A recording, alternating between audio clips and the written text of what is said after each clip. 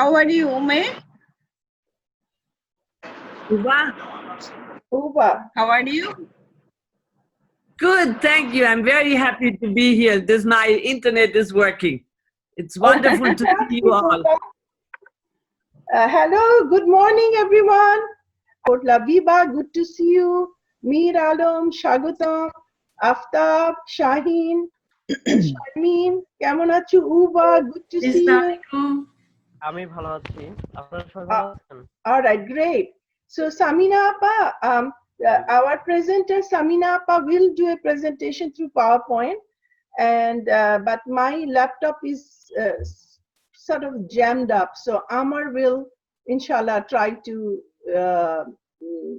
do the slides as she speaks. Hopefully, it will all work out okay. So আমরা অপেক্ষা করছি. Other participants are also joining, as we can see. কালকে Sharmeen, I was very happy to see you. Hello Tania, স্বাগতম. আমরা তাহলে আজকে আমাদের session আরম্ভ করছি. This will be our final session for this summer. It doesn't mean we are ending. Inshallah, we will begin another phase in October around fall time. So Dr. Samina Chaudhary, I would like to first introduce you to Dr. Samina Chaudhary. We also have among our participants presenter Uva Maynor, and Rosemary will join us a bit later. Dr. Samina Chaudhary, she has, as you can see by her bio, it's I can see it right on the cover page of the ECD slide, that she has, she's a multi-dimensional lady, worked very hard in the field of early childhood education, gynecology, obstetrician. She's the director and founder of the of Gynecological and Obstetrical Foundation in Bangladesh. And I am very honored to have Dr. Samina Chaudhary, given her enormous knowledge in this subject. Welcome, Dr. Samina Chaudhary. Yes. Assalamu alaikum. Welcome to this presentation on early childhood development. Next, please. আপনারা সবাই mute করেন, বাচ্চাদের কথাটা তো সব শোনা যাচ্ছে। Please mute yourself. পরের page. Next, please. Okay, next page. Next, please. Okay, Amar. Okay, yes. All right. And let's know what is early childhood development, why and how.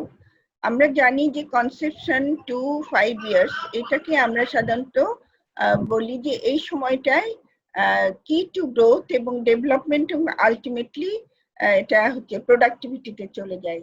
আমরা ডেভেলপমেন্ট একটা জিনিস আর বেড়ে ওঠা গ্রোথ আর একটা জিনিস।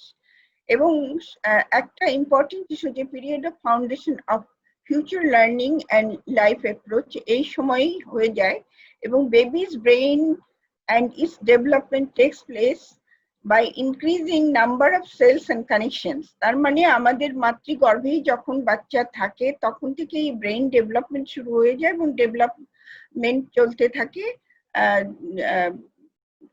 কমপক্ষে আমি পরে আরো দেখাবো, পরের স্লাইডে চলে আসেন। পরের slide, next please. Next, please. Okay. Who is a child?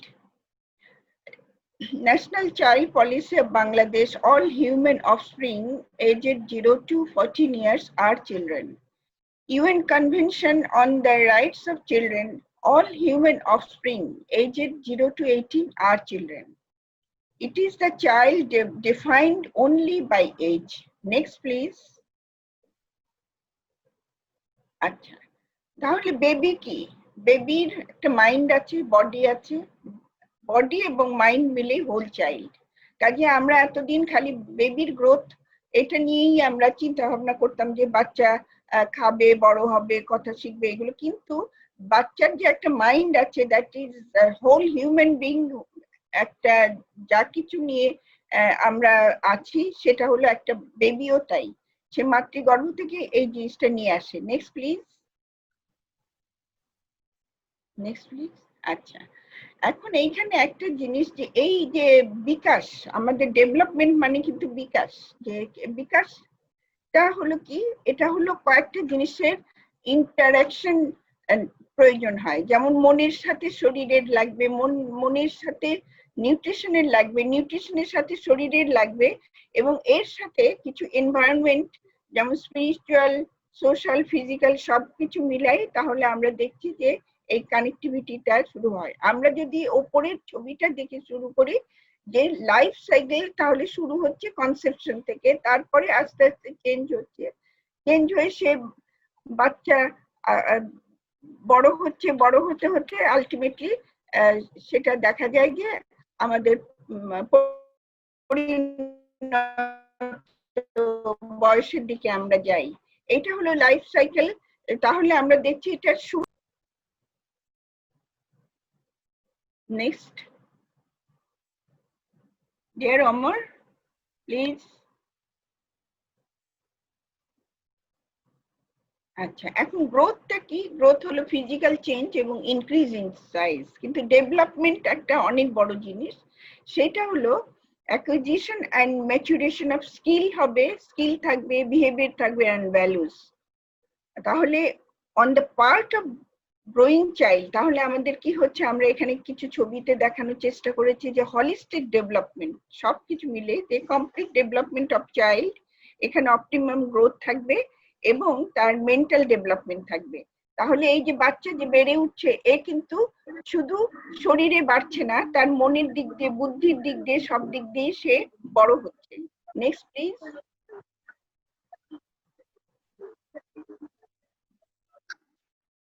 আচ্ছা, এখন আমরা দেখছি যে গ্রোথের জন্য কি প্রয়োজন। গ্রোথের জন্য কি লাগবে? আমাদের অ্যাডিকুয়েট নিউট্রিশন লাগবে, অ্যাডিকুয়েট হেলথ কেয়ার লাগবে, এবং interactive loving care and opportunities. এটা একটা ইম্পর্টেন্ট ইস্যু, যেটা আমরা এতদিন কিন্তু অত খেয়াল করতাম না, যে একটা বাচ্চার যে লাভিং কেয়ার থাকে, প্রয়োজন আছে, সেই জিনিসটা আগে আমরা বুঝতাম না, কিন্তু এখন মানে সায়েন্টিফিক অ্যানালিসিসে সেটা প্রমাণ হয়েছে। আর ডেভেলপমেন্টের জন্য আমার কি লাগছে, সেখানে কিন্তু ইন্টারঅ্যাক্টিভ লাভিং কেয়ারটা বেশি প্রয়োজন, এবং সেই সাথে অ্যাডিকুয়েট নিউট্রিশন এবং হেলথ কেয়ার। এই দুটো দেখেন, এখানে ডেভেলপমেন্টে দেখানো হয়েছে ওই জিনিসটা বেশি দরকার, এবং নিউট্রিশন এবং অ্যাডিকুয়েট কেয়ার এটারও দরকার। এখানে আমরা দেখি যে ছবিগুলো যদি দেখি, যে আমরা দেখছি যে একটা শিশুর জন্ম হলো, তারপর সেই শিশুটা যখন মায়ের কোলে থাকছে, মায়ের সাথে কথা হচ্ছে, মায়ের দুধ খাচ্ছে, মায়ের চোখে রেখে কথা বলছে, বাচ্চা কিন্তু আস্তে আস্তে সেখান থেকে অনেক কিছু শিখতে থাকে। তারপরে দেখা যায় যে আস্তে আস্তে বাচ্চা বড় হলো, দাদি নানি বা কারোর সাথে খেলা করছে, এইগুলোতে তার কিন্তু বিকাশ হচ্ছে সবকিছুতে। তারপরে লেখাপড়া যেটা করছে, সবকিছু মিলিয়ে তাহলে তার একটা মেন্টাল ডেভেলপমেন্টও হচ্ছে, সব দিক দিয়ে ডেভেলপমেন্ট হচ্ছে। স্কিল সে শিখছে, কিছু ধরা শিখছে, পড়া শিখছে, সবগুলি তাহলে স্কিল। নেক্সট আমরা যাই পরেরটায়। আচ্ছা, এখানে একটা উদাহরণ দিই, যেমন একজন একটা কুকুর যদি সামনে আসে, দেখা গেল যে বাচ্চাটা ভয়ে দৌড়াচ্ছে, কেন সে দৌড়াচ্ছে? তাহলে একটা আছে ভীষণের, সে চোখ দিয়ে দেখেছে, বাচ্চাটা প্রথমে চোখ দিয়ে দেখেছে, হ্যাঁ, দেখে তারপরে সে চিন্তা করছে, তার ওইটা ব্রেইনে চলে গেল, ব্রেইন তখন চিন্তা করছে যে কি করবে, সে কি দৌড়ে পালাবে? তখন ব্রেইন তাকে বলছে যে তুমি এখন দৌড় দাও, তাহলে সে মুভমেন্টটা শুরু করবে, সে তাহলে দৌড় শুরু করলো। তাহলে আমরা চোখ থেকে এবং এইখান থেকে ব্রেইনের সামনের ব্যাপারটা আছে, সে যে ভয় পেয়ে গেল, তাহলে সেইটার সাথে কিন্তু আরেকটা কানেকশন তৈরি হলো, যে সে ভয় পেল, ইমোশনাল এরিয়া। আবার সেখান থেকে দেখলো সেটা মানে সে ভয় পেয়েছে, তারপরে সে হয়তো চিৎকার দিচ্ছে, তাহলে আরেকটা এরিয়া আছে, স্পিচ এরিয়া। তাহলে সেইটা, এইগুলো তাহলে একটা রেসপন্স। এটা তাহলে কি হলো, যে brain cell cannot function independently, they need connections with one another. তাহলে এই জিনিসটা স্পষ্ট কিনা? তাহলে আমি যে দেখলাম, ভয় পেলাম, দৌড়ে পালালাম, এই সব কিছু কিন্তু একটা ব্রেইনের মধ্যে তার কমিউনিকেশন তৈরি হয়েছে, যে জন্য এই পুরো কমপ্লিট একটা আমরা পিকচার দেখলাম। তাহলে depending on maturation of connection the response will be none, slow, quick. এবং এটার তাহলে এটার সাথে ডেভেলপমেন্টের যে সম্পর্ক আছে, যে কানেকশন যদি তৈরি হয় তাহলে এটা অনুযায়ী তার রেসপন্সটা হবে। Next please. এখন আমরা দেখি ওপরে যে ছবিটা, যে মায়ের পেটে যখন 3 সপ্তাহ 4 সপ্তাহ 5 সপ্তাহ এইভাবে আস্তে আস্তে বড় হচ্ছে, এইভাবে আস্তে আস্তে 9 মাস নিউবর্ন, এইভাবে ব্রেইনটা আস্তে আস্তে আমরা দেখছি যে কতটা ডেভেলপ হচ্ছে। এরপরে আরো যখন ডেভেলপ হলো তখন আমরা দেখছি কি, তার কারণ দেখা যায় যে এই যে ডেভেলপমেন্টটা 85% অফ অ্যাডাল্ট ব্রেইন ওয়েট সে অ্যাচিভ করে ফেলছে 3 থেকে 5 বছরের মধ্যে। তাহলে বাকিটা আর যে 15% সেটা পরবর্তী সময় হচ্ছে। তাহলে most of the brain weight attain by 3 to 5 years. তাহলে ব্রেইনের যে ওজনটা এই 5 বছরের মধ্যে, 3 থেকে 5 বছরের মধ্যেই চলে আসছে। কাজেই ব্রেইনটাকে আমি যদি প্রথমে মনে করি যে একটা কাদার মতন জিনিস, একটা তাল, তার মধ্যে যত আমি ইমপ্রেশন দিব তত কিন্তু জিনিসটা তৈরি হবে।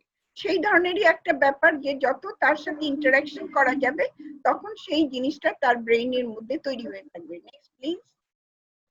যে কারণে আমরা প্রথম 5 বছর খুবই গুরুত্বপূর্ণ মনে করি, যে আর্লি চাইল্ডহুড ডেভেলপমেন্ট, এটা মায়ের গর্ভ থেকে শুরু করে পরেরটাই আসেন। Next please. আচ্ছা, এখন ব্রেইনের ফ্যাক্টস তাহলে কি দেখলাম? Brain development means growth in size, increase in number of cell and supporting tissue, increase in connections with brain sell.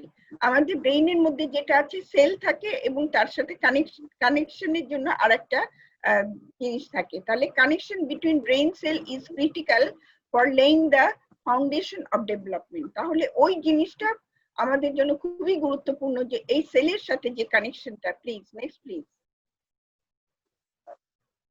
তাহলে এইটার সাথে দেখা যায় age wise change in the brain কি হচ্ছে। বিফোর বার্থ, পেটের মধ্যে যখন থাকে তখন ব্রেইন সেল মাল্টিপ্লাই হয় একেবারে এক্সট্রাঅর্ডিনারি ভাবে। তারপরে দেখা যাচ্ছে যখন সে জন্মায় তখন প্রচুর নিউরন নিয়ে জন্মায়, এগুলোকে আমরা নিউরন বলি, ওই যে সেলের মধ্যে যেটা। এবং এর মধ্যে দেখা যায় যে 5 বছরের মধ্যে তাহলে 90% কানেকশন তার তৈরি হয়ে যায়। এবং সেইটা আমরা মনে করি যে মেইন জিনিসটাই সেই সময় তৈরি হয়ে যায়, ভিত্তিটা তৈরি হয়ে যায়। এবং 11 থেকে 18 বছর বয়সের মধ্যে brain starts to get rid of extra connection. তারপরে যেগুলো সে ব্যবহার করতে পারছে না সেগুলো আস্তে আস্তে সেগুলো অফ হয়ে যায়। কাজেই আমরা এই সময়টা আমাদের সেই জন্য অতি গুরুত্বপূর্ণ, যে এই সময় আমি যেভাবে বাচ্চাকে তৈরি করব তার পরবর্তী 18 বছরের পরে সেই জিনিসটা কিন্তু আস্তে আস্তে সেগুলো ঝরে যাবে। Next please. During early childhood, the brain takes shape with a speed that will never be again equal. Next please. Acha, when through interactive care a connection between cell is made repeatedly in early years, it becomes permanent. তাহলে বারবার যদি ওইটা কানেকশনটা তৈরি হয়ে যায় ওটা, তাহলে তার পার্মানেন্ট একটা সেট তৈরি হয়ে যায়। A connection that is not used at all or not enough is unlikely to survive. তাহলে যেটা ব্যবহার হলো না সেটা কিন্তু সার্ভাইভ করবে না। কাজে আমরা কিন্তু আল্লাহ আমাদেরকে এত বেশি পটেনশিয়াল দিয়ে দিয়েছে, সেগুলোর কিন্তু আমরা খুব কম অংশ আমরা ব্যবহার করি। যেহেতু আমরা ব্যবহার করি না, ওই কানেকশনটা তৈরি হয় না, ব্যবহার হয় না, ওইটা আস্তে আস্তে সার্ভাইভ করাটা চলে যায়। Brain development is truly A use it or lose it process. জিনিসটা আমার মনে হয় এখন সবার কাছে আমাদের স্পষ্ট হয়েছে। Next please. এখানে আমরা দেখছি যে ব্রেইনের কিছু ওজন দেওয়া হয়েছে, এখানে আমি অত ডিটেইলে যাচ্ছি না, এটা এর আগেও বলেছি। Next please. আচ্ছা, এইখানে একটু বোঝার ব্যাপার আছে। দেখেন প্রথমে আমরা যেটা দেখছি যে যখন একটা বাচ্চা জন্মালো তার 100 বিলিয়ন সেলস আছে, হ্যাঁ, তারপরে দেখা গেল যে 3 মাসের সময় তার আরো বেশ কানেকশন তৈরি হয়েছে, 5 বছরের সময় অনেক বেশি 1000 ট্রিলিয়ন এত কানেকশন তার তৈরি হয়ে আছে। কিন্তু দেখা গেল যখন 14 বছর বয়স হলো, আগে ছিল 1000 ট্রিলিয়ন, সেটা কিন্তু কমে 100 ট্রিলিয়নে চলে আসছে। তাহলে আমরা সেটা দেখি যে এই যে ইনক্রিজ সেল, এটা হলো মায়ের পেটের মধ্যে যেটা ছিল, এই যে প্রথমটা যে বার্থের সময় সে নিয়ে আসছিল, তারপরে যেটা ডেভেলপ হয়েছে পরের কানেকশনটা এই 3 থেকে 5 বছরের মধ্যে হয়েছে। কাজেই আমরা আর্লি চাইল্ডহুড এবং up to conception to 5 years, এটা আমরা এখন আমাদের বৈজ্ঞানিকভাবে প্রমাণিত। Next please, next next. আচ্ছা, এইখানে আগেরটা, previous one, back back back please, back. Yes, আমরা জানি যে পঞ্চ ইন্দ্রিয়, 5টা আঙ্গুল দিয়ে দেখানো হচ্ছে। আমরা জানি চক্ষু, নাসিকা, ত্বক, কর্ণ, এই যে এই 5টা সেন্স যে আমাদের আছে, এই 5টা সেন্স ইজ ভেরি ক্রুশিয়াল। তাহলে এইগুলোর জন্য আমি একটা দেখবো, আমি শুনবো, আমি টাচ করব, স্পর্শ যেটা স্কিনে স্পর্শ করলে বুঝি, আর মুখে যেটা যে আমার টাং একটা সেন্সেশন যেটা, আর কানের শোনার ব্যাপার আছে, কার কথা বলার ব্যাপার আছে, সব মিলিয়ে 5 সেন্সেস। Next please. আচ্ছা, একটা জিনিস যে ইন্ট্রাইউটেরাইন লাইফ বলি, মানে মায়ের পেটে বাচ্চা যে আছে, এই যে এখানে আমরা দেখছি যে 4 মাসের একটা বাচ্চা মায়ের পেটের ভিতর কিভাবে আছে, এবং সেইখানে আমরা কানের একটা ছবি দিয়েছি। কেন দিয়েছি? এইখানে বাচ্চা এই যে যখন তার 4 মাস মায়ের পেটে থাকে, ও ও হার্টবিট শুনতে পারে, মায়ের হার্টবিট, তারপরে ইন্টেস্টিন যে নাড়ি ভুড়ির যে মুভমেন্ট একটা হয় সেগুলো বুঝতে পারে, মা কি বলছে, মায়ের কথাটা সে আস্তে আস্তে বোঝার চেষ্টা করে। তার মানে তার কিন্তু ডেভেলপমেন্ট হচ্ছে, কানে শুনছে। তারপরে যখন 20 সপ্তাহ হলো বাচ্চাটা শুনছে যে মায়ের গলাটা অন্যের গলা থেকে আলাদা করতে পারে, এটা আমার মায়ের গলা, এটা মায়ের কণ্ঠস্বর। আর 24 সপ্তাহে তখন সে কি করে, আস্তে আস্তে বোঝে যে বাবাকেও চিনতে থাকে, তখন সে বাবার কথা শুনে বুঝতে পারে, এবং তার অঙ্গ প্রত্যঙ্গ সে তখন নাচাতে থাকে, এবং সাউন্ড এবং মিউজিকে সে কিন্তু রেসপন্ড করতে থাকে, একটা শব্দ হলেও সে তখন রেসপন্ড করতে থাকে। Next please. আচ্ছা, এখন আমরা আর একটু দেখছি যে 8 সপ্তাহ যখন হয় তখন কিন্তু চোখটা তৈরি হয়। চোখ তৈরি হলো কিন্তু যখন 16 সপ্তাহ বা 4 মাস পড়লো তখন চোখের পাতা তৈরি হয়। তারপরে যখন 8 মাস হলো কি 7 মাস 28 সপ্তাহ হলো তখন বাচ্চাটা চোখ খোলা, চোখ বন্ধ করতে শিখে। আর যদি 8 মাস থেকে 40 ইয়ে পর্যন্ত সে একদিকে তাকাতে পারে, কোনো দিকে তাকাতে পারে। তারপরে যদি কোনো লাইট আসে হঠাৎ করে সে চোখ বন্ধ করে ফেলে, এমনকি হাত দিয়ে এরকম করে ঢেকে ফেলে চোখটা, যে শার্প কোনো লাইট আসলে সে কিন্তু সেটা বুঝতে পারে। তাহলে কিন্তু দেখছি যে পেটের মধ্যে কিন্তু এই কানেকশনটা, তার সেন্স গুলো তৈরি হচ্ছে। Next please. আচ্ছা, এখন এই যে হাত দিয়ে বোঝানো হচ্ছে টাচ, এইখানে আমি যেটা বলবো যে খুব ইম্পর্টেন্ট, যে 12 সপ্তাহ থেকেই টাচ ফিলিংসটা সে পায়। তাহলে মা যদি আস্তে আস্তে পেটের উপরে যদি আদর করে বাচ্চাকে, বাচ্চাটা সেই স্পর্শটা আস্তে আস্তে বোঝার চেষ্টা করে। আর 20 সপ্তাহের সময় স্কিন সেন্সিটিভিটি তার বাড়তে থাকে। তারপরে সে আস্তে আস্তে এই যে সাকলিং আরম্ভ করে দেয়, আস্তে আস্তে সে চুষতে থাকে, চোষা শিখে। তাহলে এগুলো বাচ্চাকে সব দিক দিয়ে ডেভেলপমেন্টে হেল্প করছে, শারীরিক বৃদ্ধি হচ্ছে, মানসিক বৃদ্ধি হচ্ছে, সেই সব কিছুকে রেসপন্ড করা শিখছে, মানে পূর্ণাঙ্গ মানুষ হওয়ার একটা প্রসেস তৈরি হয়ে গেছে। Next please. আচ্ছা, এইবার আমরা কি দেখছি? টেস্ট, জিভ দিয়ে বোঝানো হচ্ছে টেস্ট। বাচ্চা যে পেটের ভিতর যে পানি থাকে, বাচ্চা সেই পানির মধ্যে তো বাচ্চা খেলে বেড়ায়, তারপরে ওর মধ্যে পেশাব করে এবং ঢেকুরও তোলে, এগুলো কিন্তু আছে, সবই কিন্তু এখন দেখা যায়, বোঝা যায়, সেই ব্যবস্থা আছে। আর দেখা গেছে যে বাচ্চারা সুইট প্রেফার করে, এবং মায়ের দুধ কিন্তু মিষ্টি, সেই জন্য সে কিন্তু সে পছন্দ করে মায়ের দুধ, এবং so baby born with the sweet test of mother's milk, এবং সে জন্মেই মায়ের দুধ খেতে সে ভালোবাসে এবং সেইটি আসল খাবার দেওয়া উচিত। Next please. নেক্সট। আচ্ছা, এখন গন্ধ পায় কিনা সেটা একটা ইম্পর্টেন্ট জিনিস। খালি গন্ধ মানে কি ব্রিদিং মুভমেন্ট, হ্যাঁ ব্রিদিং মুভমেন্ট যেটা, হ্যাঁ is there but breath after birth. ব্রিদিং মুভমেন্টের মধ্যে নিঃশ্বাস মানে তার নেয়ার সব তৈরি হয়, কিন্তু নিঃশ্বাসটা নেয় কিন্তু জন্মার পরে যখনই প্রথম কেঁদে ওঠে তখনই সে লাংসটা খুলে যায়, তার আগে সে মানে শ্বাসের মুভমেন্ট হয় কিন্তু লাংসটা খোলে না।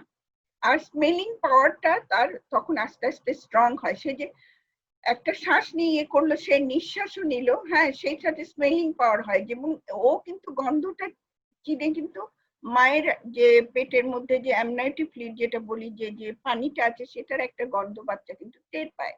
যে জন্য আমরা বলি কি যে বাচ্চা যখন জন্মায় তাকে মায়ের বুকের উপর ছেড়ে দেওয়া হয় এবং বাচ্চার হাত দুটোকে মোছা হয় না, এবং তার কারণ কি বাচ্চা অ্যামনাইটিক ফ্লুইডের ওই ফ্লুইডের গন্ধ এবং মায়ের দুধের গন্ধ নাকি তার কাছে একই রকম লাগে, সেজন্য আস্তে আস্তে ক্রল করে মায়ের নিপলের দিকে যায়, ব্রেস্টের দিকে যায়, নিজেই খাওয়ার চেষ্টা করে।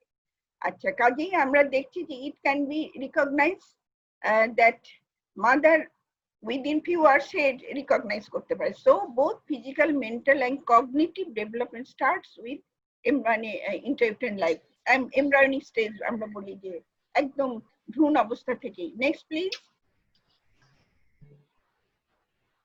পরেরটা আসেন।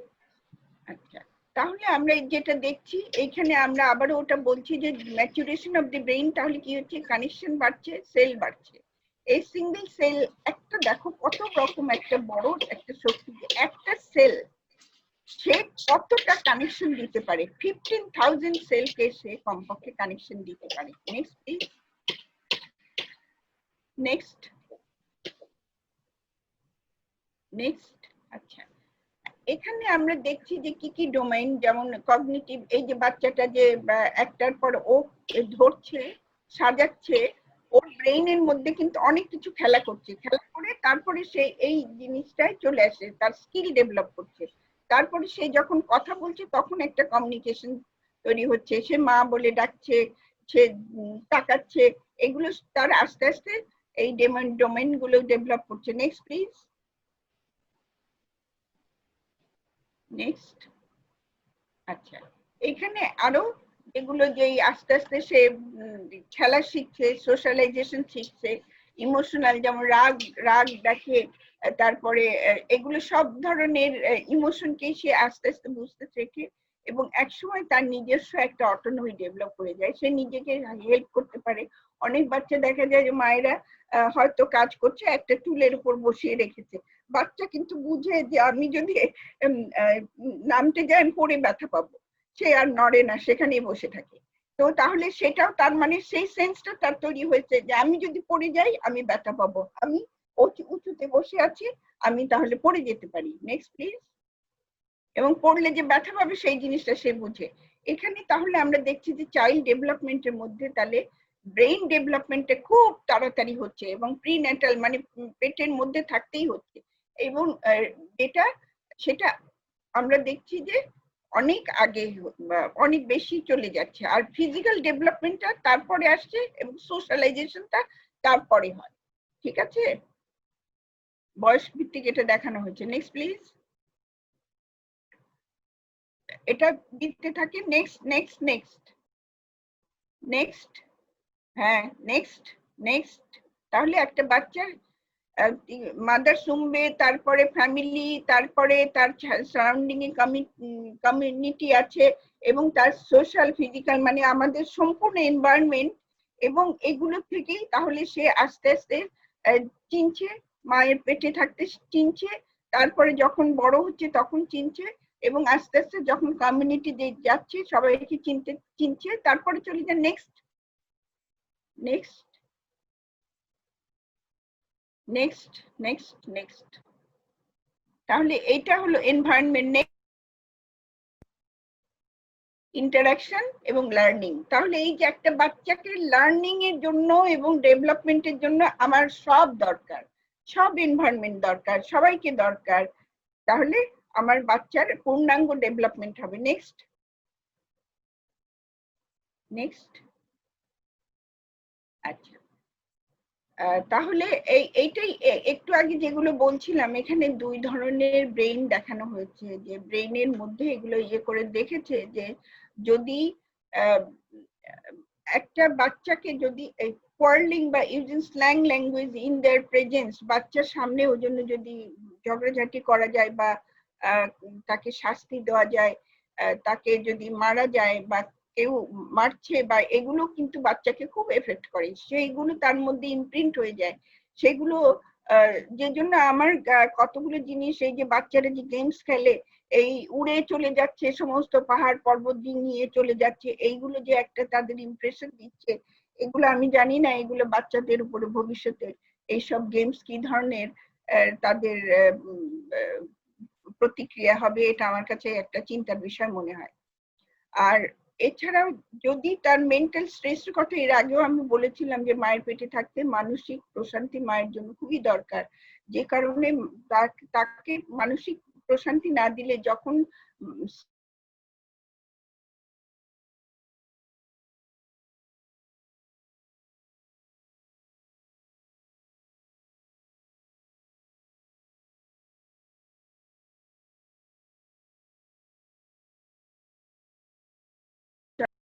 আর এটা যে বাচ্চাকে আমরা প্রশংসা করি এবং বাচ্চাকে সব মানে শাসনেরও একটা ভাষা আছে, শাসনটা এমন হবে যে নিজে থেকে যেন বুঝে যে না আমার বোধহয় এটা করা ঠিক হয় না, কিন্তু যে মেরে ধরে যে করার শিক্ষা দেওয়া, এটা আসলে তার জাস্ট অপোজিট এটা হয়, তার মনের মধ্যে একটা রিয়াকশন হয়, সেই রিয়াকশনটা নেগেটিভ দিকে যায়। Next please, next next please. তাহলে ব্রেইনের উপর হ্যামার দেখানো হয়েছে যে যত তুমি ব্রেইনকে যেভাবে ডেভেলপ করবে সেটা হবে। Next please. আচ্ছা, এইখানে আমরা বলছি যে কতগুলো জিনিস আছে, এইগুলো ডেভেলপমেন্ট এবং বাচ্চা 4 সপ্তাহ হলে বাচ্চা একটু কিন্তু হাসতে শিখে, একটা স্মাইলিং শুরু হয়, বাচ্চা ঘুমের মধ্যেও হাসে, এবং তারপর 6 সপ্তাহ যখন হয় তখন কিন্তু আস্তে আস্তে সে তাকায় এবং কোনো একটা অবজেক্টিভ দিকে তাকায়, এবং 3 মাস হলে সে শব্দ পেলে ওই দিকে তাকিয়ে যায়। আবার যখন 7 মাস হয় বসতে শিখে, এবং 13 মাসে সে কি হয়, সে হচ্ছে কথা কিছু কিছু বলতে শিখে। 18 মাসে দেখা যায় যে সে নিজেই বলতে পারে যে সে ইউরিনেট করবে, পেশাব করতে যাবে, বা তার সেটা বলতে পারে।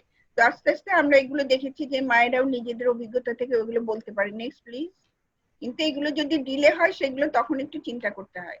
এছাড়া আমরা দেখেছি যে যে ডোমাইন গুলো যেগুলো আছে, যে মোটর যেগুলো আছে, নড়াচড়া করা, সেটার মুভমেন্ট, ল্যাঙ্গুয়েস্টিক, কগনিটিভ, যেটা হচ্ছে কগনিটিভ হচ্ছে চিন্তা ভাবনার যে শক্তিটা, এবং সে প্রবলেম সলভ করার যে শক্তিটা, এই এই জিনিসটা ডেভেলপ করে। এবং ইমোশন, এগুলো সবই স্পিরিচুয়াল, মোরাল, সেই জন্য বাচ্চাকে যে স্পিরিচুয়াল মোরাল দিকটাও আমাদের কিন্তু দেখা উচিত, না হলে এই স্পিরিচুয়াল দিকেরও একটা কিন্তু অনেক প্রভাব আছে বাচ্চার শরীর এবং মনের উপর। Next please.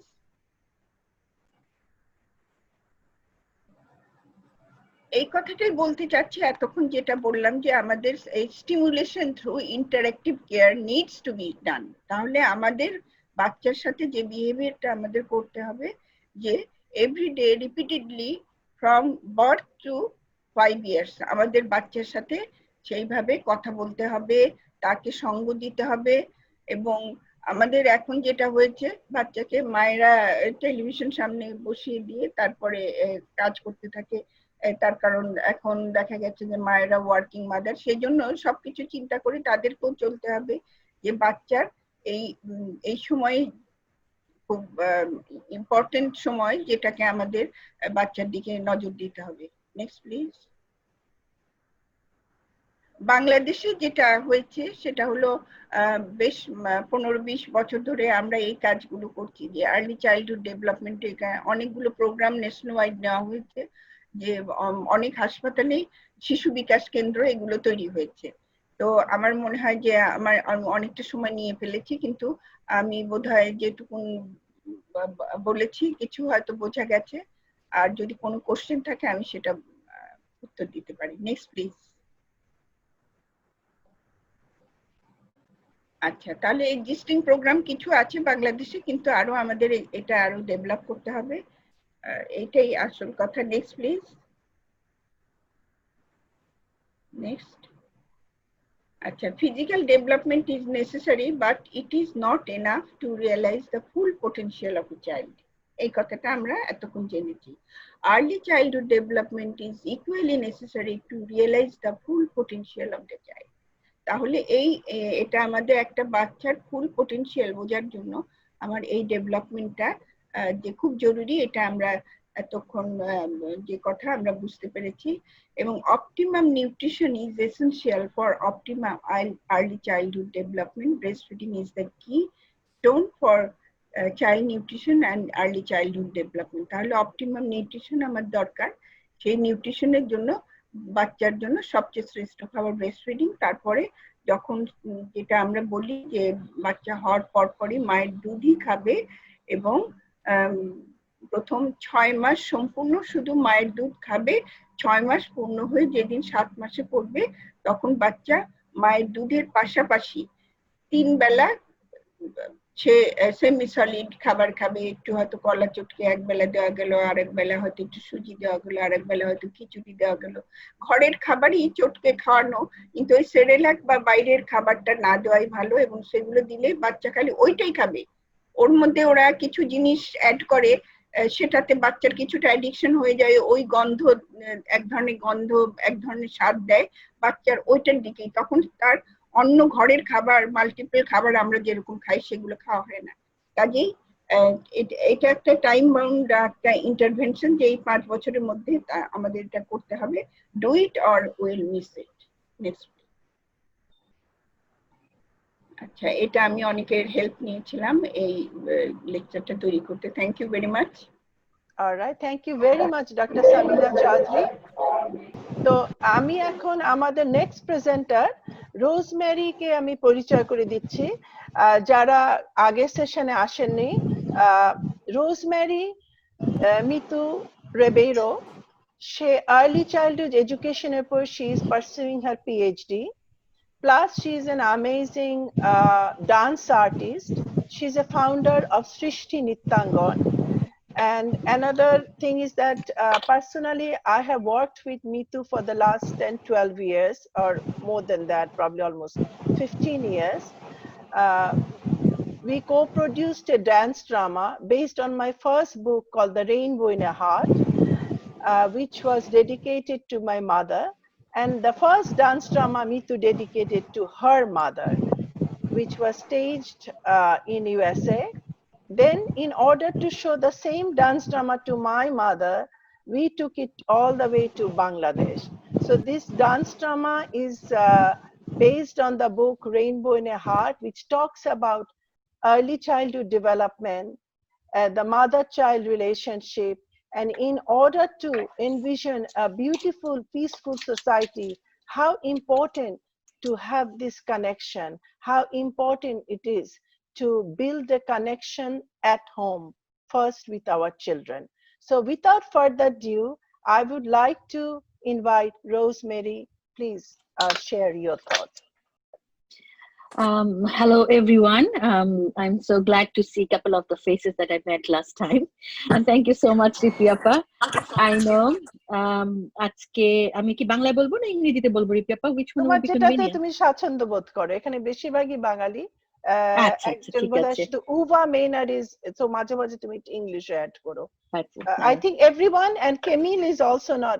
I think we have couple of people whose mother tongue is not Bangla. So sometimes you can probably the important points you can, you know. Yes, and you can ask a question. So yes, basically, you know, like this is a very, very short notice for me that, you know, Ripiappa asked me to give at least 15 to 20 minutes, not the presentation, just my thoughts and everything regarding the early childhood education and curriculum development. So this session I'm going to discuss on that. As Dr. Samina already mentioned about the physical, cognitive, social, emotional and language development. So আমি basically like ওই চারটার উপরে যেটা বলতে চাচ্ছি যে physical, there is fine motor, gross motor, social emotional development, language এবং cognitive. I mentioned in my last lecture about the Jean Piaget এবং we also have Erik Erikson, Albert Bandura.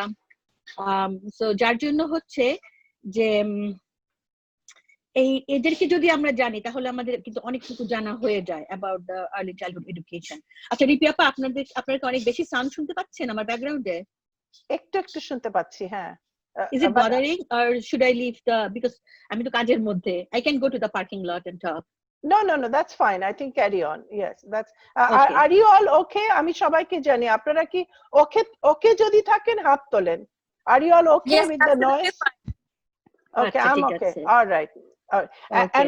And one quick note, Mitur কথা হলে তারপরে we will take questions for Samina Chaudhary and Mitu because Mitu is at work, so we have to. She has to leave early, and after that we'll come to Uva Maynor. She will show us deep breathing technique. All right, Mitu, continue. Okay. Thank So you. basically like আমরা যেটা বলছিলাম যে আমাদের curriculum development, last time আমি বলেছিলাম যে the milestone, developmental milestone of the children, and definitely it goes with different age level, infant, then toddlers, then 2 years, then the preschoolers. So আমরা যদি কারিকুলাম ডেভেলপমেন্টটা চিন্তা করতে যাই, আমাদেরকে প্রথমে চিন্তা করতে হবে developmental appropriate practice, DAP.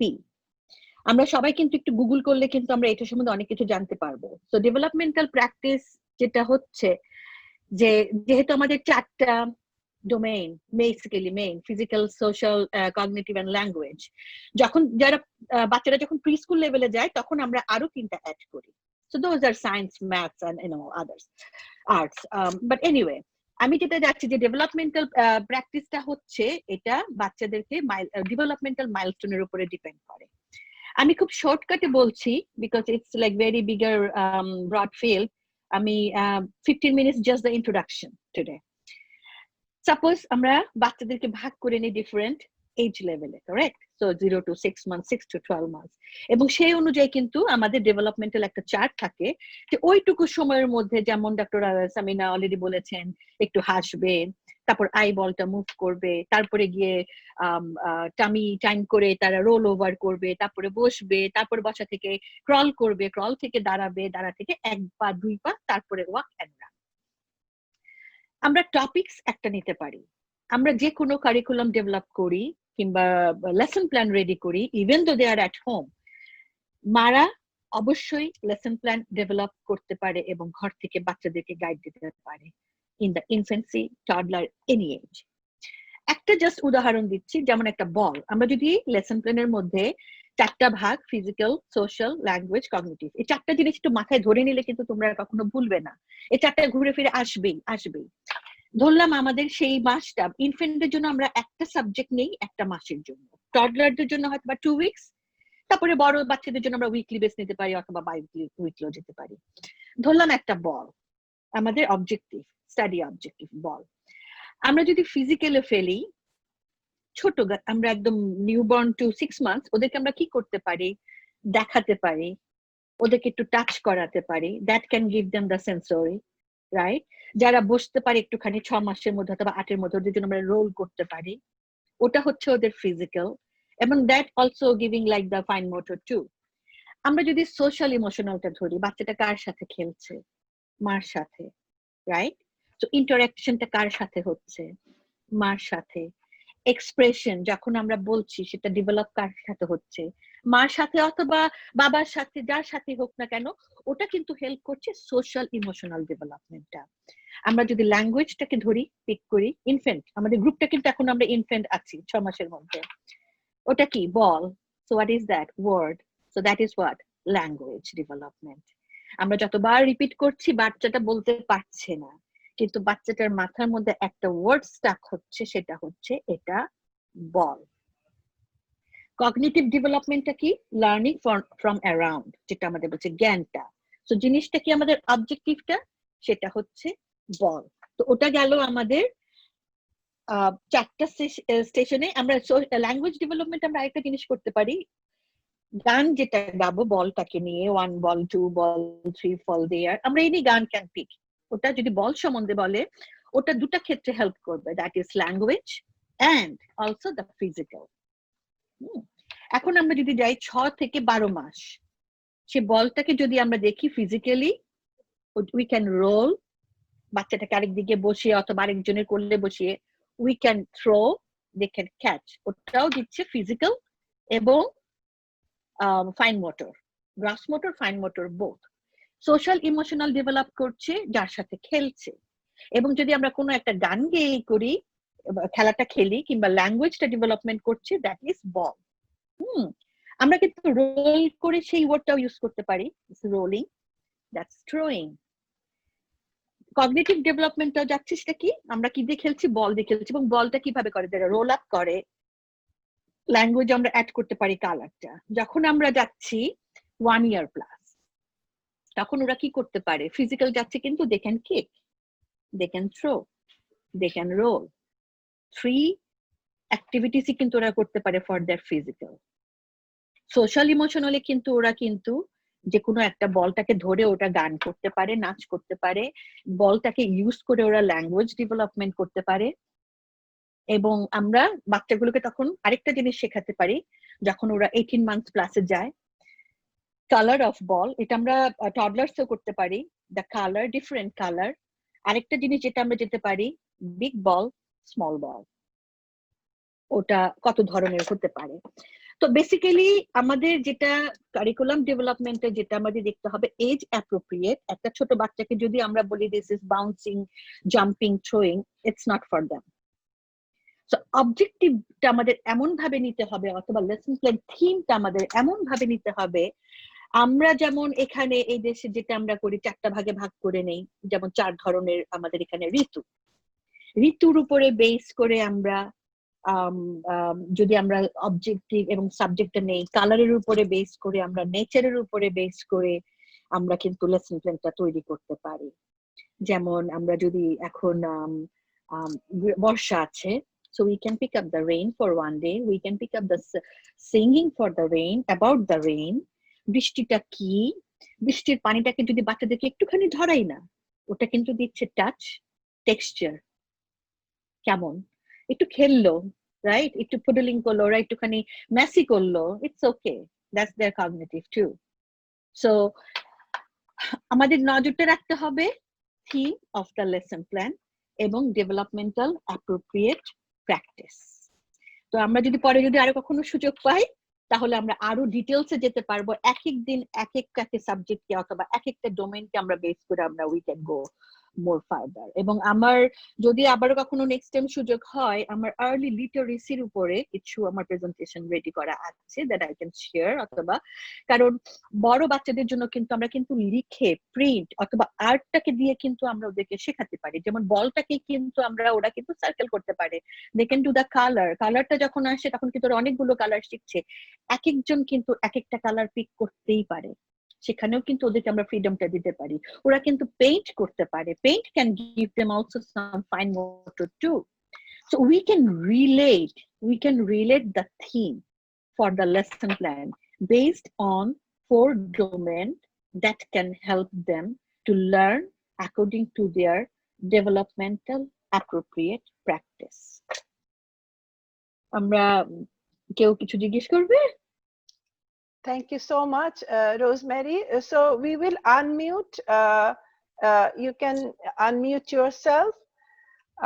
We will take questions from Dr. Samina Chaudhary and Rosemary Mitu Ribeiro.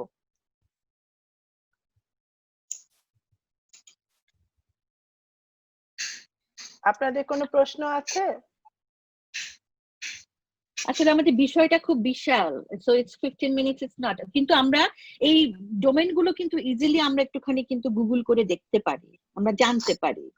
That can give you like more knowledge, এবং আসলে কি মানে ব্যাপারটা আমরা কোথায় ধরার চেষ্টা করছি এবং কিভাবে ফিট করার চেষ্টা করছি in early childhood education.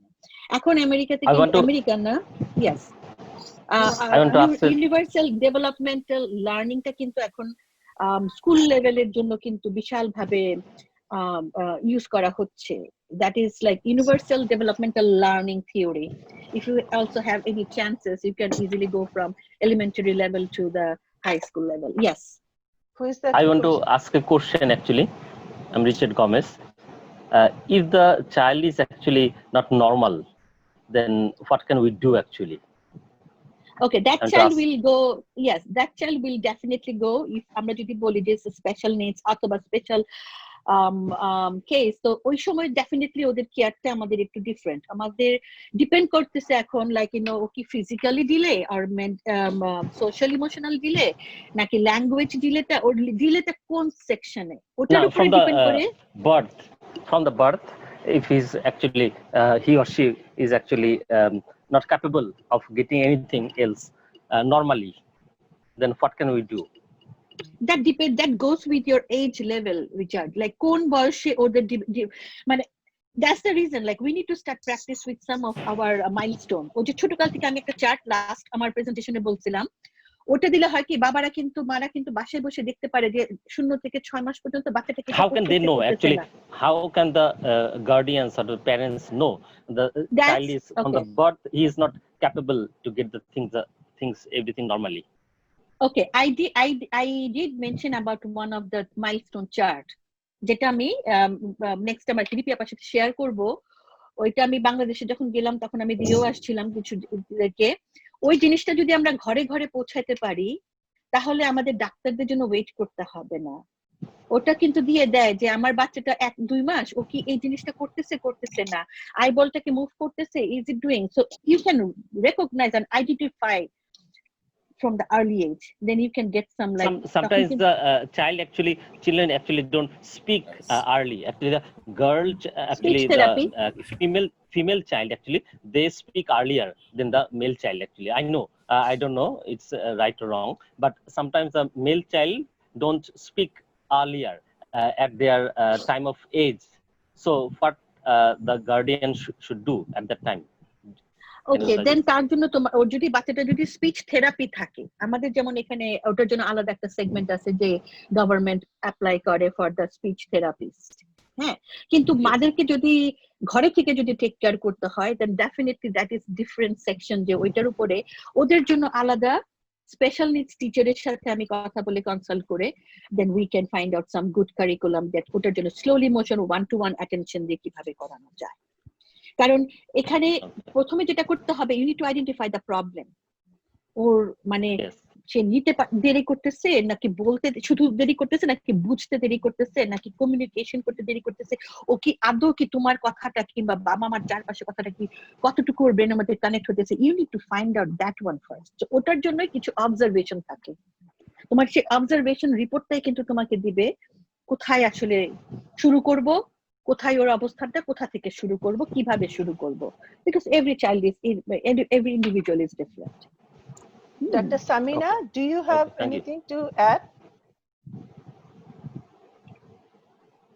Thank you, Mitu.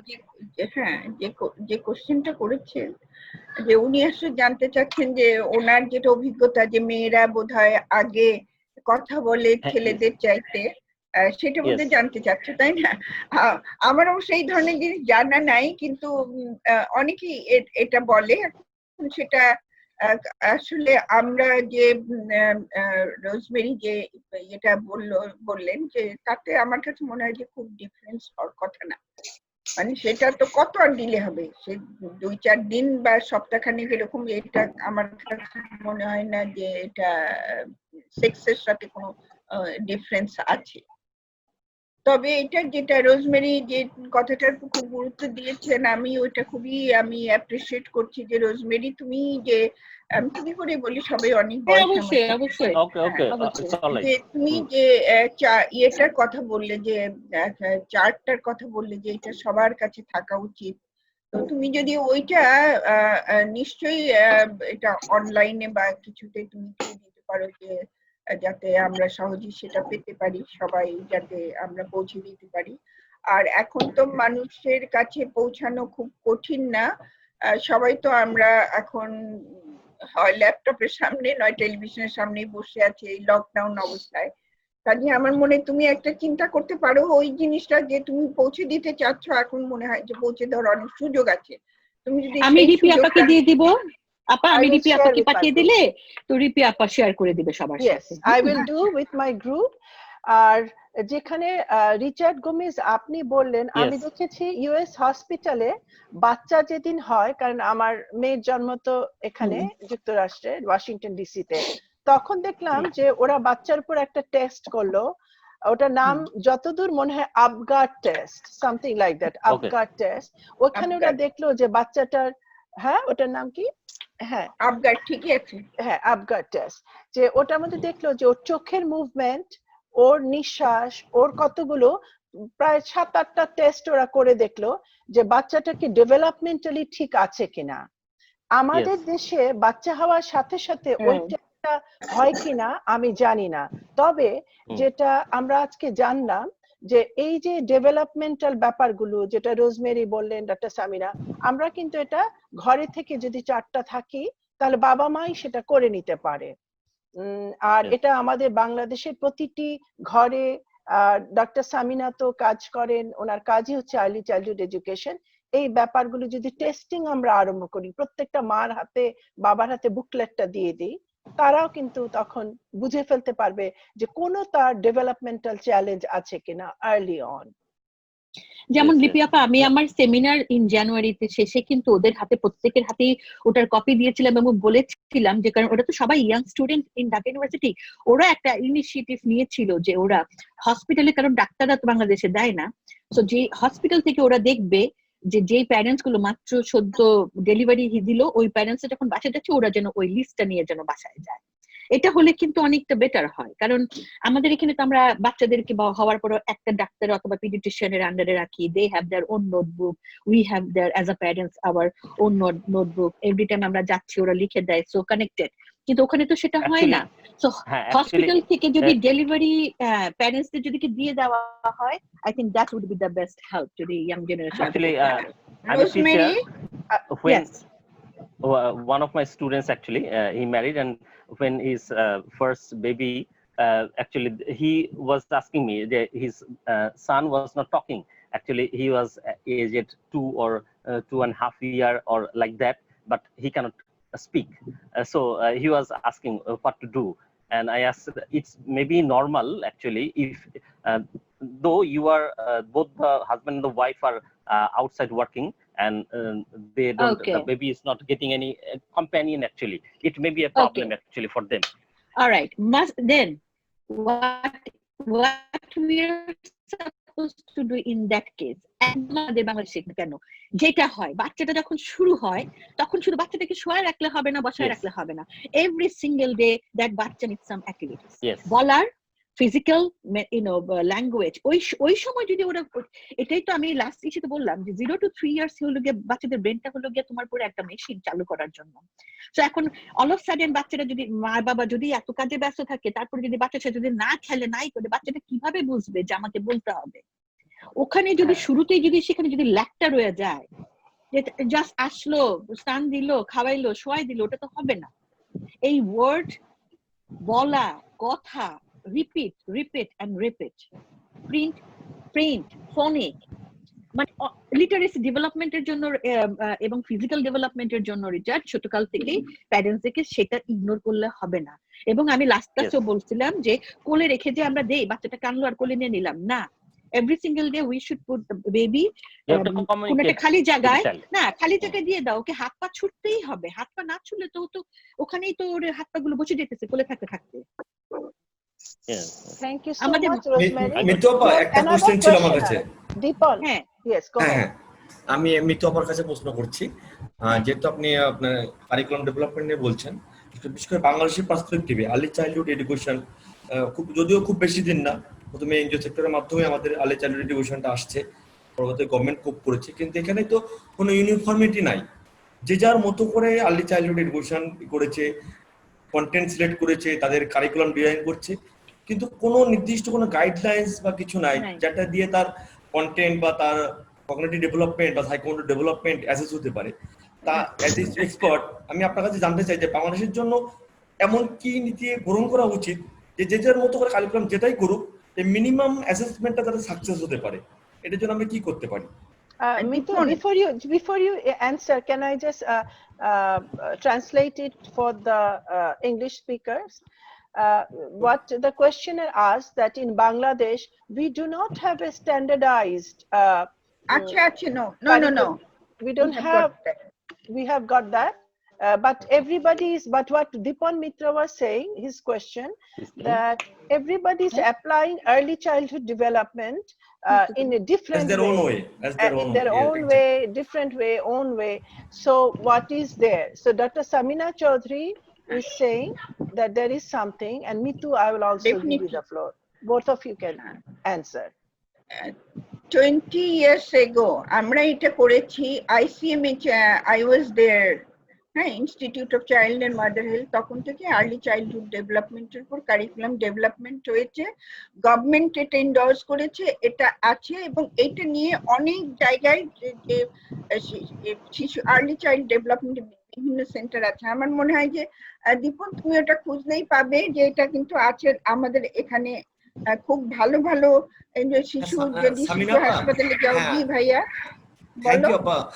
আচ্ছা আমি তো ব্র্যাক ইউনিভার্সিটি ইনভলভমেন্ট, আমি আইইডি তে আছি, ইনস্টিটিউট অফ এডুকেশন ডেভেলপমেন্ট, এবং সেটাই আমাদের আর্লি চাইল্ডহুডের আপনার সেক্রেটারিয়েট, আমি জানি হচ্ছে। কিন্তু আমি যেটা বলতে চাচ্ছি, ধরেন এখানে বাংলাদেশে একটা এনজিও বা যে কেউ একটা স্কুল আর্লি চাইল্ডহুড এডুকেশন শুরু করছে, কিন্তু তারা তো কোনো নির্দিষ্ট কোনো গাইডলাইন বা কোনো কিছু ফলো করছে না, এমন কি স্পেসিফিক করতে পারে যে উচিত না? তাহলে তারা কি ফলো করে? তারা তো নিজস্ব, কেউ বলছে আমি অক্সফোর্ড কারিকুলাম, কেউ ক্যামব্রিজ কারিকুলাম, কেউ মানে যে যার মতো করে ডিজাইন বলে দেয়, কন্টেন্ট সিলেক্ট করছে, বুক সিলেক্ট করছে, তাদের তো কোনো নির্দিষ্ট কোনো মানে স্পেসিফিক গাইডলাইন্স আছে কিনা যে এটা করতে হবে, আর্লি চাইল্ডহুড এডুকেশন চালু করতে গেলে তোমাকে এই স্পেসিফিক রুলস থাকতে হবে, এটা এই অ্যাসেসমেন্টে থাকতে হবে, এটা কি এইভাবে আমরা কি আছে বা ইমপ্লিমেন্ট হচ্ছে কিনা?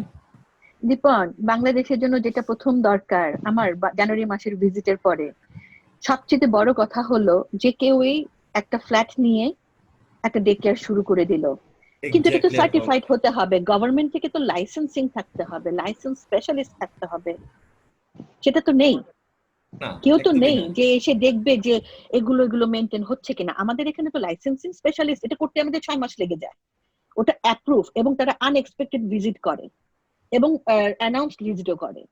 তো তোমার যদি ওইটা যদি সরকার থেকে যদি অনুমোদিত না হয়, যে কোনো হোম ডে কেয়ার হোক এবং বড় সেন্টারই হোক, সরকার থেকে অনুমোদিত হতে হবে। এবং তুমি যে লেসন প্ল্যান এগুলোর কথা বললা, আমাদের এখানে কিন্তু 7টা অ্যাপ্রুভড কারিকুলাম আছে, এবং ওগুলোই কিন্তু ফলো করতে হবে, ইদার হোম বেসড অথবা সেন্টার বেসড। ক্রিয়েটিভ কারিকুলাম আছে, তারপর হুকটন বিফিন আছে, এরকম আমাদের অনেকগুলো, কিন্তু সেটা হলো আমাদের কাউন্টি অ্যাপ্রুভড হতে হবে, যে কেউ যেটা করলেই হবে না। তো যেটা বাংলাদেশের জন্য হ্যাঁ না, কিন্তু বাংলাদেশে প্রথম যেটা একান্ত পরিমাণে দরকার, আমি খুব মানে অন্তর থেকে বলছি আপা, যে লাইসেন্সিং ডিপার্টমেন্ট বিল্ড করা উচিত সরকারের। কারণ এই যে বাচ্চাদের অ্যাবিউজ হচ্ছে না, ঠিক মতো দেখছে কি না, কিংবা সেন্টারটা অ্যাপ্রুভড এনভায়রনমেন্ট কিনা, এগুলো তাহলে সার্টিফাই করবে কে? সরকারের লাইসেন্সিং ডিপার্টমেন্ট যদি না থাকে, তাহলে তো সেগুলো সেখানে মিট হচ্ছে না। স্ট্যান্ডার্ড ডিপার্টমেন্ট থাকতে হবে যে ভেরিফাই করবে। ওখানে কোনো প্যারেন্টস হ্যান্ডবুক নেই, ওখানে কোনো টিচার্স হ্যান্ডবুক থাকলেও কিন্তু হু ইজ অ্যাপ্রুভিং দ্যাট, এটাই হলো আমার কথা। মানে ওটা অ্যাপ্রুভালটা কি, কোথা থেকে আসছে? তো ওটা আর কি সবচেয়ে বড় দরকার, যে লাইসেন্সিং লাইসেন্সিং এবং অ্যাপ্রুভিং ডিপার্টমেন্ট। তো সেটা ঠিকই। যেমন আমাদের যেমন নাম দেওয়া, নাম্বার দেয়াই আছে যে আমার লাইসেন্সের কোড এত, এটা এত, এবং প্যারেন্টসটা দেওয়ার আগে যদি অনলাইনে যায় দেখলে কিন্তু দেখতে পারে ওর রিভিউটা কিরকম, কোনো এরকম এই ছিল কিনা ওই ছিল কিনা। তো দেশের জন্য সবচেয়ে বড় যেটা, যে কেউ চাইলেই খুলতে পারবে না, তাদেরকে খুলতে হলে অ্যাপ্লিকেশন করতে মিনিমাম হবে, লাইসেন্সিং ডিপার্টমেন্ট যেতে হবে, অ্যাপ্রুভ মিনিমাম করতে হবে, ক্রাইটেরিয়া তাকে ফুলফিল করতে হবে লাগবে, কারণ you are dealing with the children, nothing else. আমি তুমি যদি অবাক হয়ে গেলাম। আমি বলি ডে কেয়ার সেন্টারটা আমাদের দেশে এক কনসেপ্টটা ওইভাবে যে ডে কেয়ার সেন্টারটা একটা আর্লি চাইল্ডহুড ডেভেলপমেন্টের সেন্টার হবে, ওইভাবে এই হয়নি। কনসেপ্টটা তৈরি হয়নি। ডে কেয়ার সেন্টার বলতে যে বাচ্চাকে কোনো রকমে রাখলাম, কেউ একটু খাওয়াই দিবে, বাচ্চার চেঞ্জ করে দিবে, একটু টেক কেয়ার করবে, তার এইটাই সেফটি সিকিউরিটি, কিন্তু আদার ডেভেলপমেন্টের দিকে কমই যায়। কিন্তু আমি যতদূর জানি আঁচল বলে একটা ওদের আছে, আঁচল, এটা হচ্ছে সেন্টার ফর যে CIPRB, ওরা কিন্তু সারা বাংলাদেশে ওদের বিরাট শাখা আছে। যে আঁচল ওদের একটা প্রজেক্ট, সেই আঁচল প্রজেক্টে কিন্তু ওরা চেষ্টা করে যে আর্লি চাইল্ডহুড ডেভেলপমেন্ট সেইখানে ইনক্লুড করার জন্য। আমি বলবো যে তুমি দীপন, তুমি CIPRB তে যোগাযোগ করো, এটা কিন্তু পাবে, এত হতাশ হওয়ার কিছু নাই। না না আপা, হতাশ না, থ্যাংক ইউ আপা। আর আপা আমি আপনার রিকোয়েস্ট করছি, আপনার কন্টাক্ট নাম্বার যদি পেতে পারি পরে আপনাকে যোগাযোগ করতে পারি, প্লিজ যদি আমাকে একটু মেসেজ করে দেন, বা ওপেনলি দিতে পারেন বা প্রাইভেটলি আমাকে মেসেজ করে আপনার কন্টাক্ট নাম্বারটা দিতে পারেন। দীপন, আমি শেয়ার করতে পারি? সামিনা আপা বলতে পারেন আপনি আপনার হ্যাঁ, আমি বলতে পারি না, বলে দেন। 01715 055 175। থ্যাংক ইউ আপা। যদি পরবর্তীতে কোনো প্রয়োজন হয় আমি আপনার সাথে কনসাল্ট করব, প্লিজ। রিপি, আমি কিন্তু আর্লি চাইল্ডহুড ডেভেলপমেন্ট স্পেশালিস্ট না, আমি হলাম OBGYN, অবস্টেট্রিশিয়ান গাইনোকোলজিস্ট। আমার নিজের ইন্টারেস্টে যেহেতু ICMA ছিলাম, তখন ওই কারিকুলাম ডেভেলপমেন্টে ইন্টারপ্রেন পার্টটা আমি দেখতাম, সেই হিসাবে আমি সংযুক্ত ছিলাম, কিন্তু I am not the specialist of early childhood development. তারপরও আপনার যেটা প্র্যাকটিক্যাল অভিজ্ঞতা লব্ধ, আপনার কথা আমি আগেও শুনেছি, আপনার বই আমি পড়েছি, কিশোরী তোমায় জানতে হবে, একটা আমি মনে করি সব বাবা মায়ের they should avail this book. চমৎকার একটা কিশোরী বয়ঃসন্ধিকালে তার কি হতে পারে, এই ব্যাপারগুলো আমি যখন পড়েছিলাম আমার কিন্তু চোখে পড়েনি যে এই ব্যাপারটা নিয়ে এতখানি কেউ চিন্তা করেছে। এজন্যই আমি মনে করি শুধু স্পেশালাইজেশনের সাথে সাথে অভিজ্ঞতাটা খুব বড় দরকার। আর এখানে আমরা খুবই লাকি যে আজকে আমি রোজমেরি এবং ডক্টর সামিনা চৌধুরীকে পেয়েছি, এবং দুজনই অত্যন্ত প্যাশনেট এই ব্যাপারে। তো এখন আপনাদের আর কারো প্রশ্ন আছে? কন্ট্যাক্ট করো। রোকসানা কাকলি। হ্যাঁ আপা, শোনা যাচ্ছে? শোনা যাচ্ছে? হ্যাঁ যাচ্ছে। হ্যাঁ, আমি খুবই উপকৃত হলাম এই কথাগুলো শুনে, যে ওই শিশুর যে ডেভেলপমেন্টের চার্টটা বা বিভিন্ন বিষয়গুলো যেগুলো আমার জানা ছিল না। তো আমার বড় ছেলের বয়স প্রায় 10 বছর এখনো হয়নি, 1 মাস পরে হবে। তো ওর সোশ্যাল ইমোশনাল ডেভেলপমেন্ট, যেটা আমি কথা শুনে বুঝতে পেরেছি যে এটারই প্রবলেম আছে। সেজন্য যে বন্ধুত্ব তৈরি হচ্ছে না, স্কুলে সমস্যা হচ্ছে, বা ঘরে বা বোনের সঙ্গে সাংঘর্ষিক সম্পর্ক। তো ও কি এখন কি আমরা কি এটা পারবো এটাকে করতে, এটা একটু জানতে চাচ্ছি যে আমরা কতটা কি করলে আর হেল্পফুল হবে ওর জন্য, এটাই আমার জানার ছিল। অবশ্যই পারবেন না কেন? কিন্তু আপনি তো মা, আপনাকে প্রথম জানতে হবে যে আপনার ছেলে আটকাচ্ছে কোথায়, ওর সামথিং ইজ ডেফিনেটলি ওর মনে কিংবা কোথাও একটা আছে কিছু। আদৌ কি সে যাদের সাথে মিশতে চায় ও কি মিশতে পারে না, নাকি নিজের সায়, কিংবা ওর ওপেননেসটা মা হিসেবে আপনি আগে বের করেন। প্রবলেমটা যখন আপনি বের করবেন তখন সেই হিসাবে আপনি একটা স্টেপ নেবেন, ঠিক আছে দেখি, তারপরের স্টেপটা আপনিই করবেন। কিন্তু আগে জানতে হবে, কারণ অনেক সময় আছে কি যে অনেক কিছুই হতে পারে, বন্ধুদের মধ্যে বুলিজ হতে পারে, বন্ধুদের হয়তোবা সে যেমনটা ওর হয়তোবা কোনো একটা প্রকাশ ভঙ্গি অন্যরকম, কিংবা ও পারে না অনেক সময় অনেক কিছু বলতে, কিছু একটা, অথবা বাবা এবং আপনার সাথে ওকে এরকম কথা বলে, ও কি ওপেন দুজনের সাথে? কতটুকু সে ফ্রি সব ব্যাপার শেয়ার করার জন্য? রোকসানা হ্যাঁ। শুনতে পাচ্ছো? হ্যাঁ শুনতে পাচ্ছি আপা। হ্যাঁ শেয়ার করে, কিন্তু তারপরেও মানে মানে হয়তোবা আমাদের কোনো ছিল, ঘাটতি ছিল, আমি মা হিসেবে অনেক সময় দিতে পারিনি, বাবা আপনি হয়তো যদি খুব না, আপনি যদি এখন কঠিন মা হয়ে থাকেন, আপনি এখন খুব একটা সহজ মা হয়ে যান। আপনি যদি আগে সময় দিয়ে না থাকেন, আপনি আস্তে আস্তে সময় দেওয়া শুরু করেন, একদম একসাথে না, বাট বারবার জিজ্ঞেস করেন, আজকে তোমার পছন্দ করব, তুমি বাবা কোনটা চাও, আচ্ছা তুমি আমার মার জন্য এটা পিক আপ করো, তুমি বলো তো। আপনি যখন নিজে কিছু পড়তে যাবেন, ছেলেকেই বলেন না যে মা আজকে কোন জিনিসটা পড়বে, বলো তো বাবা কেন, তোমার প্রিয়, আপনি কি জানেন ওর প্রিয় রংটা, প্রিয় খাবার, কোন জিনিসগুলো খুব প্রিয়, প্রিয় বন্ধু, প্রিয় মানুষ, প্রিয় বই? জানি। হ্যাঁ জানি। জানেন তো সেইভাবে হ্যাঁ, জানি। আপনার কারিকুলাম গুলো ওকে খুশি করার জন্য আপনি ওভাবে আগে আস্তে আস্তে আগান। আমার মনে হয় মার সাথে যখন ওপেননেসটা আসবে, তখন আপনি বুঝতে পারবেন যেহেতু সে 10, যে ওর আটকানোটা কোথায়। তারপর আপনি আস্তে আস্তে বাবাকেও বলেন একটু বেশি সময় দিতে। আর ও যদি কোনো কথা বলতে চায় না, কখনো একটু বন্ধ করেন না, শুনেন ও কি বলে, ডোন্ট স্টপ। রোজমেরি, একটা সমস্যা কি, আমাদের দেশের এই কনসেপ্টের বাচ্চার দায়িত্ব সবই মায়ের। হ্যাঁ, এই জিনিসটা মানে ঠিক না আর কি। না না, আমি আমাদের বলছি সাথে কারণ মানে বাচ্চারা তো সাধারণত মার সাথে, এখন তো ও 10, ও যদি আরো ছোট হতো তাহলে বলতাম আরো সবাই ইনভলভ হোক, কিন্তু ওর কারণটা মাকে খুব কাছের থেকে বের করতে হবে যে ওর এটা কোথায়, যেহেতু সে এখন 10 বছর, ও কিন্তু অন্য কারো কাছে বলবে কিংবা প্রকাশ করবে না। আপা আমার 2টা ছেলে। হ্যাঁ, আমি একটু এখানে একটু রেজ করতে পারি আমাদের ডিসকাশনটা। Yes. দুটো ইস্যু আমি একটু হাইলাইট করতে চাই, যে আমাদের বাংলাদেশে সিজারিয়ানের হার এত হাই কেন, এবং নর্মাল ডেলিভারি কেন হয় না, এবং এটা কি একটা ব্যবসায় পরিণত হয়ে গেছে কিনা, যে সিজার করতেই হবে, বিকজ একটা লিমিটেড টাইম, 20 মিনিটে একটা অপারেশন হয়ে যায়। একটা নর্মাল ডেলিভারি হতে গেলে তো আধা দিন, একদিনও 24 ঘন্টা চলে যেতে পারে, এবং সময় দিতে হবে। সো এই জায়গাটা আমি তো মনে করি এটা কিশোরী, তুমি নিজেকে জানো, এটার সাথে মেয়েরাও কিন্তু, বা মার যাই হতে যাচ্ছে, সে কিন্তু জানে না দ্য রিস্ক অফ সিজারিয়ান, এবং তাকে কিন্তু বলা হচ্ছে না। সো এটা সামহাউ ইম্পোজ করে দেওয়া হচ্ছে যে this is the only way তোমার বার্থিং হবে। এবং আমি নিজে ভুক্তভোগী এটাতে।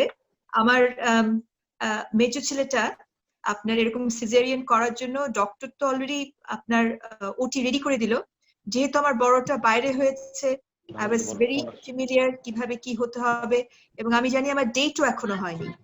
প্রিমেচুর বাচ্চা, আপনার প্রিমেচুর মানে কি, আপনার আরো 2 সপ্তাহ সময় আছে, তার আগেই সিজারিয়ান করে দিচ্ছে। সো এটা তো আমি মনে করি আপনার বাচ্চার গ্রোথ, ডেভেলপমেন্ট, এবং মারও আপনার একটা trauma, we go through a trauma.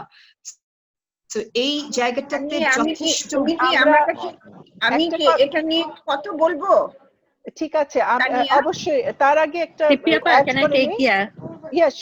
Sure Mitu একটা সেকেন্ড থাকো, ডক্টর সামিনা বলবেন। তানিয়া, আমরা আগের 3টা সেশনে কিন্তু আমরা সি সেকশনের উপরে ফোকাস করেছি, তুমি আমাদের ইউটিউবে দেখে নিও। আর কারণ we have a natural birther, Uva Maynard with us. She will talk about her experience in natural birthing and how to do deep breathing.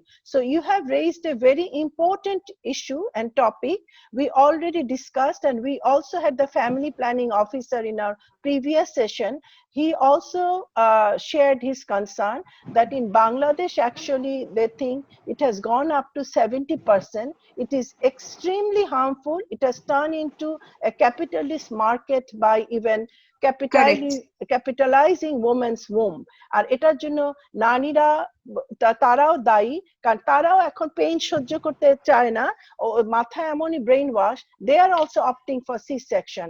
কিন্তু ওরা বুঝতে পারছে না যে গর্ভের সময়, সে সময় যদি সে ব্যাকটেরিয়া গুলো শুধু নর্মাল ডেলিভারিতে আসতে পারে, ওটা যদি না হয়, তার যে বাচ্চারা এনাফ ইমিউনিটি নিয়ে জন্মগ্রহণ করবে না। তো এই ব্যাপারটা আমরা আগের সেশন গুলি করেছি, তুমি দেখে নিও। Thank you. Focus on that definitely. তোমরা এই ইস্যুটাকে সামনে নিয়েছো। আমার 3rd ছেলেটা ওয়াটার বেবি ছিল, So it was a natural birth totally. So আমার C-section করতে দেইনি আমি, so second to the C-section হয়নি। আর যে পয়েন্টটা আপনি রেজ করেছেন আমি মনে করি এটা খুবই মুখ্য এখন যেটা নিয়ে আলোচনা করছেন, যে আমাদের দেশে একটা চিন্তা আছে, চেতনা আছে যে সব বাচ্চার দায়িত্ব হচ্ছে মার, কিন্তু মাকে যে সাপোর্টটা দেওয়ার কথা পারিবারিক ভাবে সেই সাপোর্টটা কি সে কিন্তু পাচ্ছে না। এটা নিউট্রিশন থেকে শুরু করে হেল্প করা, বাচ্চা হওয়ার পরে হেল্প করা, কারণ মা তো মেজাজ খারাপ থাকবেই, সারা রাত বাচ্চাকে নার্সিং করছে, বাচ্চাকে চেঞ্জ করছে, she is not getting enough sleep, এবং তার সাথে সাথে যদি তাকে আপনার মানসিক সাপোর্টটা তার না থাকে, ইট বিকামস ভেরি ডিফিকাল্ট। আর আমাদের আগের দিনে মনে করেন যে আমাদের জয়েন্ট ফ্যামিলি ছিল, একটা এক্সটেন্ডেড ফ্যামিলি ছিল, এবং ডে কেয়ার সেন্টারে যে কথাটা আসছে এটা কিন্তু আমাদের পরিবার থেকে পেতাম। এখন তো সবাই ক্ষুদ্র ক্ষুদ্র আপনার সিঙ্গেল ইউনিট ফ্যামিলি হয়ে গেছে, তো সেখানে আপনার ডে কেয়ার সেন্টারটা রেলেভেন্ট যে মারা কাজ করছে, কিন্তু বেশি বাইরে কাজ করছে, কিন্তু বেশিরভাগ মারা কিন্তু বাইরে কাজ করছে না, কিন্তু তার বাসার ভিতরে কিন্তু তাকে যে সাপোর্টটা দেয়া সেই সাপোর্টটা সে পাচ্ছে না। সো সেই কারণে কিন্তু আমি দেখেছি যে অনেক পোস্টপার্টাম ব্লুজ যেটা হয় মার, এবং মা যদি খুশি থাকে, মা যদি হ্যাপি থাকে, বাচ্চা হ্যাপি হবে, বাচ্চা উইল বি ফাইন। সো মার উপরে আমাদের ফোকাসটা বাড়াতে হবে, এবং এটা পরিবারের সবাইকে বুঝতে হবে যে she has gone through a tremendous trauma, her শারীরিক ভাবে, মানসিক ভাবে। It's an ordeal. If you take love out of it, it's an impossible task. So এই মা হওয়ার যে একটা বিশাল একটা আপনার ইমোশনাল এবং physical trauma and the pain that she goes through, এবং তারপরে যে তার 24/7 এটা কাজ, যে কোনো একটা চাকরি নিতে গেলে একটা বিরতি থাকে, একটা সময় থাকে, কিন্তু মার কিন্তু কোনো বিরতি নাই। সো এই জায়গাটায় পরিবারের অন্যান্য মেম্বাররা যদি তাকে সেইভাবে সহানুভূতি দেয়, একটু তার উপরে যদি কেয়ারটা দেয়, এবং এই জিনিসটা যদি বোঝে এবং এগিয়ে আসে তাকে হেল্প করার জন্য, মা খুশি হওয়া মানে কিন্তু ফ্যামিলি খুশি। সো এই জায়গাটা I'd like to hear, because আমরা ওই বাচ্চার দায়িত্বটা এখন আমরা মাকেই যদি বলি দেখতে হবে, তাহলে পরিবারের অন্যরা কি করছে এবং তারা কতটুকু মানে এক্সটেন্ড করছে, বিকজ এটা তো এক সময় হয় না। আর আমাদের দেশে একটা কথাই আছে, বাচ্চারা কিছু ভালো করলে বাপের বেটা, আর কিছু দোষ হলেই মা টেক কেয়ার করেনি, মা সময় দেয়নি। তানিয়া, আমরা কিভাবে তানিয়া তুমি যে কথাটা বললে এগুলো মধ্যে দিয়ে আমরা বেড়ে উঠেছি, এটাই চলছে, এবং এটা তোমার মতন যারা আছেন তারা এগিয়ে না আসলে এই জিনিসটা চেঞ্জ হবে না। আর আমি যেহেতু আমার মনে হয় কথার মোড়টা অন্যদিকে ঘুরে গেছে, তবুও যেহেতু তুমি বলেছো সি সেকশনের উপর, আমি একজন অবস্টেট্রিশিয়ান গাইনোকোলজিস্ট, এবং আমি লাস্ট 3 ইয়ার্স ধরে আমি এইটার জন্য ফাইট করছি, আমি এবং আমার মানে সংগঠন, এবং আমরা সেটাতে অনেকটা সাকসেসফুল হয়েছি। এবং সেখানে আমরা কিছু প্রবলেম আইডেন্টিফাই করেছি, যে যেহেতু যেসব ক্লিনিক গুলো কিছু, ওখানে তো ব্যবসায়িক ব্যাপার তো আছেই, সেটা তো অস্বীকার করার উপায় নাই, যে অনেক ক্লিনিকের মালিক কিন্তু ডাক্তার না, কিন্তু তারা হচ্ছে ক্লিনিকে যারা আছে তারা হলো বিজনেসম্যান, তারা হলো বিজনেস করার জন্যই এই মায়েদেরকে বেছে নেয়, এবং গ্রাসরুট লেভেলের থেকেই তারা শুরু করে যে কখন তারা তাদেরকে নিয়ে আসবে। এই ধরনের কিছু ব্যাপার হয়েছে যেগুলো আমরা নোটিস করেছি, এবং সেটা আমরা বাংলাদেশ গভর্নমেন্টের সাথে অনেকভাবে এগুলো আলোচনা হয়েছে, এবং ওনারা সেটা জানেন। এবং লাস্ট 3 ইয়ার্স ধরে আমরা যেটা চেষ্টা করছি যে সেফ নর্মাল ডেলিভারি বাড়ানোর জন্য আমরা মিডওয়াইফ ইন্ট্রোডিউস করেছি, এখন অনেক বাড়ছে, এবং এর সাথে আমরা গভর্নমেন্টের সাথে, এবং হেলথ মিনিস্টার উনি নিজেও বলেছেন, এবং ওনাকেও আমরা বলেছি যে ক্লিনিকে নর্মাল ডেলিভারি ফ্যাসিলিটিস নাই, সেই ক্লিনিক আপনারা বন্ধ করে দিবেন, যে সেখানে সি সেকশন হবে, হোম টু হসপিটাল ওটি টেবিল সেটা হবে না। তো সেই ধরনের আমরা কিছু পদক্ষেপ নেওয়া হয়েছে, এবং আমরা সবাই এবং সারা বাংলাদেশে আমরা কিন্তু চেষ্টা করছি যে সি সেকশনটা যাতে জাস্টিফাইড হয়। একেবারে সি সেকশনকে কিন্তু একেবারে বাদ দেওয়া যাবে না, তাহলেও কিন্তু বিরাট ডিজাস্টার হয়ে যাবে, এবং এটার মধ্যে অবশ্যই ব্যালেন্স থাকতে হবে, জাস্টিফাইড সি সেকশন হবে। এটা নিয়ে অনেক কথা হতে পারে, এই 4টা সেশনই আমি দেখেছি এটা নিয়ে কথা উঠেছে, এবং এটা দিয়ে কথা বলতে বলতে আমি ক্লান্ত হয়ে গেছি। উত্তর দিতে দিতে, এবং সবাই এই একটা কথা নিয়েই তারা বেশ অনেকে এটা আনন্দও পায়, বলে একটা আনন্দও পায়, একটা অন্য ধরনের একটা অ্যাগ্রেসিভনেস এর মধ্যে কারো কারো মধ্যে কাজ করে। তো আমি অনেক কথা বলে ফেললাম। তো তানিয়া, আমি মনে করি যে নারীর জন্য যে কথাগুলো তুমি বলছো সেগুলো নিয়ে তোমার মতন মানুষ আগে এগিয়ে আসবে, আমরা তোমার সাথে অবশ্যই থাকবো। অনেক ধন্যবাদ তোমাকে। Thank you so much doctor Samina Chowdhury. Mitu, তুমি কি আছো? আচ্ছা, মিতু বোধহয় কাজে চলে হ্যাঁ গেছে। না, হ্যাঁ রিপি আপা আমি আছি, বাট আমাকে হ্যাঁ, যেতে হবে একটু। তুমি তাহলে একটু তোমাকে লাস্ট ওয়ার্ড তুমি শেষ করো, তারপর চলে যাও। Thank you so much Mitu. Thank you so much Ripi আপা ফর দিস অপরচুনিটি। হ্যাঁ, আমাকে একটু ছুটি দেওয়া যাবে? হ্যাঁ, আপনাকে অবশ্যই, হ্যাঁ হ্যাঁ অবশ্যই আপনাকে। আর এই মিতুর পরে হ্যালো, আমরা ছুটি দিয়ে দেব। ইনবক্সে কয়েকটা প্রশ্ন হ্যাঁ, দাঁড়াও 1 সেকেন্ড। আছে। হ্যাঁ মিতু, গো অ্যাহেড। ইনবক্সে প্রশ্ন আছে, একটু ফলো করার জন্য রিকোয়েস্ট করছি। আচ্ছা, ইনবক্সে you have given the question. Okay, I will see. Okay, আচ্ছা মিতু বলো। আচ্ছা আমি সবার সাথে কথা বলে খুব ভালো লাগলো অল্প সময়ের জন্য। আসলে আমি কাজের মধ্যে তো এটা আমার জন্য মানে একটুখানি অ্যাডজাস্টমেন্ট ছিল আর কি। তো পরে আবার যখন কোনো সেশনে মিট করবো দেন আরো বেশি কথা হবে, আরো বেশি বলা হবে। আমরা সবাইকে অসংখ্য অসংখ্য ধন্যবাদ। সামিনা আপা, তুমি অবশ্যই রিপি আপা আপনাকে, হ্যাঁ আমি আপনার ফোন নাম্বারটা নিয়ে নিব আর রিপি আপা দিয়ে দিবে। আর আপনারা কিন্তু থাকবেন, মিতু, রোজমেরি, উভা মেইনার, আরো যারা যারা এই বিষয়ে বিশেষজ্ঞ থাকবেন। কারণ আমি বলে নেই আপনারা চলে যাবার আগে যে আমরা we started our session, the name of our actually session is prenatal education, which involves both parents, and we are stressing that father and mother both should be involved in the development of the child, not after birth. It should start even beginning the conception. তো সেটাতে আমরা focus করছি। আমরা curriculum গাইডও আমরা develop করছি, যেটা আমরা বাংলাদেশে নিয়ে যাব ইনশাআল্লাহ, এবং সেখানে মিডওয়াইফ ট্রেনিং হবে। Uva, I have already invited Uva Maynor and others to go with us and to train the midwives in natural birthing.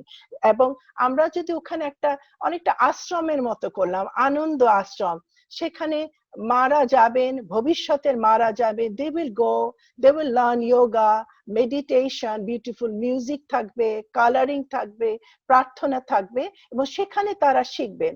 তাদেরকে যদি এভাবে আমরা কন্ডিশন করতে পারি, মেন্টালি আমরা আগ্রহটা জাগাতে পারি, তাহলে তারা ন্যাচারাল বার্ডিং এর দিকে যাবেন। এবং ওখানে একটা শর্ত থাকবে, বাবাকেও ইনভলভ হতে হবে। তাহলে এই যে তরুণ প্রজন্ম, এভাবেই কিন্তু নেক্সট জেনারেশন আবার কিন্তু ফিরে যাবে, যেটা করা দরকার। তো thank you so much Mitu, thank you very much. Thank you Ripi আপা। আর মিতু আর ডক্টর সামিনা অলরেডি ফলে থাকবেন, ওনাদেরকে আমাদের আরো চাই। আমরা পরে সার্টিফিকেটও দেব। তখন যারা যারা একদম খুবই আগ্রহী, আমাদের সাথে প্রতি 2 ঘন্টা একেবারেই থাকবেন নিয়মিত, আমরা তখন একটা সার্টিফাইড সেশনও দেব। Thank you so much Mitu. Thank you everyone, thank you. এখন আমরা কোশ্চেনে যাচ্ছি। কোশ্চেন হচ্ছে ডক্টর মুস্তাফিজুর রহমান। আসসালামু আলাইকুম। আমার জানা ছিল যে বাচ্চাকে ঘুমের মধ্যে খাওয়ানো, জোর করে খাওয়ানো উচিত। জোর করে খাওয়ানো উচিত? স্বাভাবিক ভাবে কিভাবে খাওয়ানো যায়? আর 9 মাসের বাচ্চার 10 ঘন্টা ঘুম কি স্বাভাবিক? এটা তো আমি বলে দিতে পারি মা হিসাবে, আমি ডাক্তার না, কিছুই না।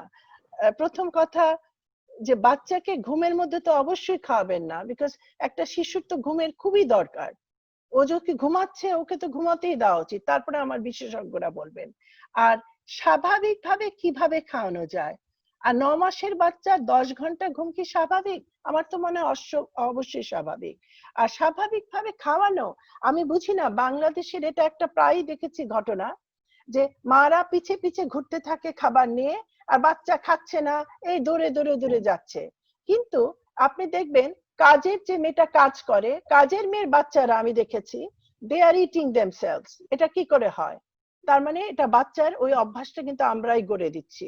তুলু সমস্যা মায়ের, বাচ্চার না। এই যে মারে পিছে পিছে দৌড়ায়, তার খিদা না লাগার আগে সে দৌড়াতে আরম্ভ করে। বাচ্চার 3-4 ঘন্টা আগে তার পেট খালি হবে না, তার খিদে পায় না, কিন্তু মায়েরা মনে করে 2 ঘন্টা গেলেই আবার খাওয়াই। তো মনে করে যে জোর করে ঢুকাই, এবং তখন যুদ্ধ আরম্ভ হয়ে যায় মা আর বাচ্চার মধ্যে, এবং পরে বাচ্চা যেই খাবার দেখে সে খাবার দেখলেই দৌড়াতে থাকে। তো এগুলো মায়েরাই তৈরি করে, মায়েদের সাইকোলজিক্যাল একটা প্রবলেম এটা, এবং মায়েদেরকেই উত্তরণ করতে হবে। Thank you. আর এখানে আরেকজন আছেন, এবার আমরা চলে যাব, উই আর অলমোস্ট আমাদের শেষ করতে হবে সেশন, আর আমাদের আছে আজকে আমরা যেহেতু লাস্ট সেশন আমরা 2 ঘন্টা নিয়েছি আর half an hour. Now I would like to recap what we have done, and our next speaker will be Uva Maynard. We'll do some meditation practice, deep breathing practice. Before we go, যারা নতুন এসেছেন তাদের জন্য বলি, আমাদের সেশনটা প্রথম session আমরা যেগুলো কভার করেছি ওটার মধ্যে ছিল প্রিনেটাল এডুকেশনে, সন্তানের শিক্ষা গর্ভ থেকে আরম্ভ, যেখানে বাবা মার ইনভলভমেন্টের দরকার। আমাদের আমরা যে টপিকটা করেছি যে অপ্রয়োজনীয় সিজার, অর্থাৎ জনস হপকিন্সের যে গাইনোকোলজিস্ট তিনি আমাকে বলেছেন নিজেই, আমি যখন তার সাথে কথা বললাম এ ব্যাপারে, উনি বললেন আসলে 5%-এর বেশি হওয়া উচিত নয়, তবুও ওয়ার্ল্ড হেলথ অর্গানাইজেশন সেটাকে 10%-এ বলেছে যে 10% পর্যন্ত হওয়া যায়। কেন বলেছে যে 10%-এর বেশি অস্বাভাবিক? দেখা গেছে 10%-এর উপরে সিজার হলে সেটা আসলে বাচ্চার বা বৃদ্ধিতে বা মায়ের মাতৃ মৃত্যু রোধে কিন্তু সহায়ক না, এটা কিন্তু অপ্রয়োজনীয়। আর আরেকটা হচ্ছে আমরা এরপরে আমরা we spoke about ন্যাচারাল বার্থের বেনিফিটটা। তারপর আমরা কথা বলেছি যে আর্লি চাইল্ডহুড এডুকেশনে শিশুর প্রথম 3 বছর যে কত দরকারি, ওই সময়টায় যেই হার্ড ওয়ারিং প্রসেসটা হয়ে যায় সেটাই কিন্তু আবার পরের স্টেজে নিয়ে যায়। আর 8 বছরের পরে 8 বছর পর্যন্ত বাচ্চা যা শেখে সেটাই কিন্তু রিপিট হয় তার জীবনের অনেকাংশে। তার মানে প্রত্যেকটা বাবা মা স্মরণ রাখতে হবে যে প্রথম 8টা বছর সে ঘর থেকে যে কথা, ল্যাঙ্গুয়েজ, বিহেভিয়ার যা শেখে সেটা কিন্তু মাথায় গেঁথে যায়, এবং ভবিষ্যতে কিন্তু ওগুলো তাকে হয়তো কোনো ব্যাপারে সে তাকে ইনকনফিডেন্ট করে তোলে, কনফিডেন্ট করে তোলে, সবই নির্ভর করছে বাবা মা পরিবেশের উপর। আর এরপরে আরেকটা কোশ্চেন এসেছিল নেচার ভার্সাস নেচার, ওটা নিয়ে আমরা কথা বলেছিলাম যে দেখা গেল যে আমরা বাচ্চা হলো, আমরা সমস্ত পরিবেশ দিলাম, ভালো পরিবেশ, সুন্দর কথা বার্তা, তাকে যা যা প্রয়োজনীয় খাদ্য, পুষ্টি, cognitive development, all we have offered, we have seen it, but তারপরে দেখা গেল something happen, that child grew up to be very inconfident young guy অথবা young woman, অথবা তার মধ্যে কোন একটা ভীষণ ইমোশনাল সমস্যা, অথচ বাপ মা চিন্তা করছে যে আমি তো তাকে সবই দিয়েছি। এখানে কিন্তু আবার অথবা দেখা গেল ওই একই বাচ্চা দেখা গেল যে সে একটা কিন্তু অনুকূল না, প্রতিকূল পরিবেশে বড়, সে হয়তো রাস্তা থেকে টুকিয়ে খেয়েছে, তার পেটে খাবার নাই, সে হয়তো একটা ধরেন একটা রিক্সাওয়ালার বাচ্চা অথবা সে একটা দরিদ্র মজুরের বাচ্চা, দেখা গেল সে যখন বড় হলো তার চিন্তা চেতনায় সে এত অগ্রগামী, আমরা অবাক হয়ে বললাম আরে এটা কি করে হলো। এখানে কিন্তু ওই নেচার ভার্সাস নার্চারের প্রশ্নটা আসে যে হ্যাঁ অবশ্যই ভালো পরিবেশ দিলে বাচ্চারা অবশ্যই ভালো হয়, তারপরও একটা নিয়তি বলে কথা আছে, কতগুলো আছে গড গিভেন কতগুলো ব্যাপার, যে we don't know how it happens. কারণ যেই বাচ্চাটা হঠাৎ একটা মানে প্রতিকূল পরিবেশেও সে একটা বিশাল চিন্তা নিয়ে বা একটা হোলিস্টিক একটা সে একটা গ্রো করলো, চিন্তা করলো, আমরা ভাবছি কি করে হলো, সেখানে হয়তো আছে ওখানে প্রার্থনার ব্যাপার আছে, ওখানে হয়তো আছে তার ভিতরে জেনেটিক্সে হয়তো 3 পুরুষ আগের কোনো একটা গুড জিন এমন ভাবে চলে গেছে, উই ডোন্ট নো। তো ওখানে কিন্তু আবার আসে একটা আমাদের নিয়তির ব্যাপার, ডেস্টিনির ব্যাপার, আবার ওখানে আসে কিন্তু আমাদের স্রষ্টার ব্যাপারটাও। আর এখানে এই ইস্যুগুলো নিয়ে যারা কথা বলছিলেন তাদের মধ্যে আমি একজনকে যার থিওরিটা আমার ভালো লাগে, অন্য অনেকেরই থিওরি খুবই, সবার থিওরি খুবই প্রয়োজনীয় জানা, তবে যার কথা বলবো ওনার নাম হচ্ছে রুডলফ স্টাইনার, উনি ওয়ার্ল্ড অফ স্কুলের প্রতিষ্ঠাতা। উনি বলেছিলেন একটা শিশুকে গড়ে তুলতে হলে আসলে শুধু কগনিটিভেরই দরকার নয়, অর্থাৎ কগনিটিভ হচ্ছে ওই যে যেটা আমরা জানলাম যে একটা বল, একটা রং, ওটাকে স্পর্শ, টাচ, হিয়ারিং, অনুভূতি, এগুলো দিয়ে কগনিটিভ ডেভেলপমেন্টটা হচ্ছে। কিন্তু ওটার সাথে সাথে দরকার আবার ওই ওই কারিকুলামে সায়েন্টিফিক ডেভেলপমেন্ট, সায়েন্টিফিক ইস্যুগুলোরও সমন্বয়। কগনিটিভ যেটা সায়েন্টিফিক ডেভেলপমেন্টের অংশ, সেটা সায়েন্টিফিক যা পরীক্ষা নিরীক্ষা এসছে, বাচ্চাটা যখন জন্ম নেয় তাকে আমরা কিভাবে টেস্টিং করব, কিভাবে বুঝবো ঠিক আছে কিনা, 3 বছরে একটা টেস্টিং, ওগুলো খুব দরকার। কিন্তু ওটার সাথে উনি আরেকটা জিনিস অ্যাড করতে বলেছিলেন, সেটা হচ্ছে আধ্যাত্মিকতা। উনি বলছিলেন যে 3টা বিষয়, আমি যেটা আপনার সাথে আমি শেয়ার করছি, এটাকে বলে holistic development, cognitive, scientific, emotional and spiritual কম্পোনেন্টটা কারিকুলামে ঢুকিয়ে উনি world of school establish the world of school, যেখানে স্পিরিচুয়াল ডেভেলপমেন্টের সাথে আছে নেচার, সেটার ব্যাপারটায় কথা বলেছেন আপনারা ওনার বইটাও পড়তে পারেন। বইটার নাম হচ্ছে ওয়ালডেন। সে বইয়ের লেখক হচ্ছে হেনরি ডেভিড থরো। অসামান্য একজন প্রকৃতিকে ভালোবাসেন একজন মহাদার্শনিক। উনি বলছিলেন যে শ্রেষ্ঠ শিক্ষা হয় যারা প্রকৃতির সান্নিধ্য লাভ করে। আপনি দেখবেন গৌতম বুদ্ধ চলে গিয়েছিল সে অনামা নদীর পাড়ে, উনি একটা বিরাট বড় বোধি বৃক্ষের নিচে, ওনার কিন্তু উনি একেবারে চলে গেছেন নির্জনতায়, সেখানে তিনি একটা অসামান্য একটা জ্ঞান লাভ করেন, বোধিপ্রাপ্ত হন, আলোকপ্রাপ্ত হন। আমাদের প্রফেট হযরত মুহাম্মদ সাল্লাল্লাহু আলাইহি ওয়াসাল্লাম উনি চলে গিয়েছিলেন হেরা পর্বতে।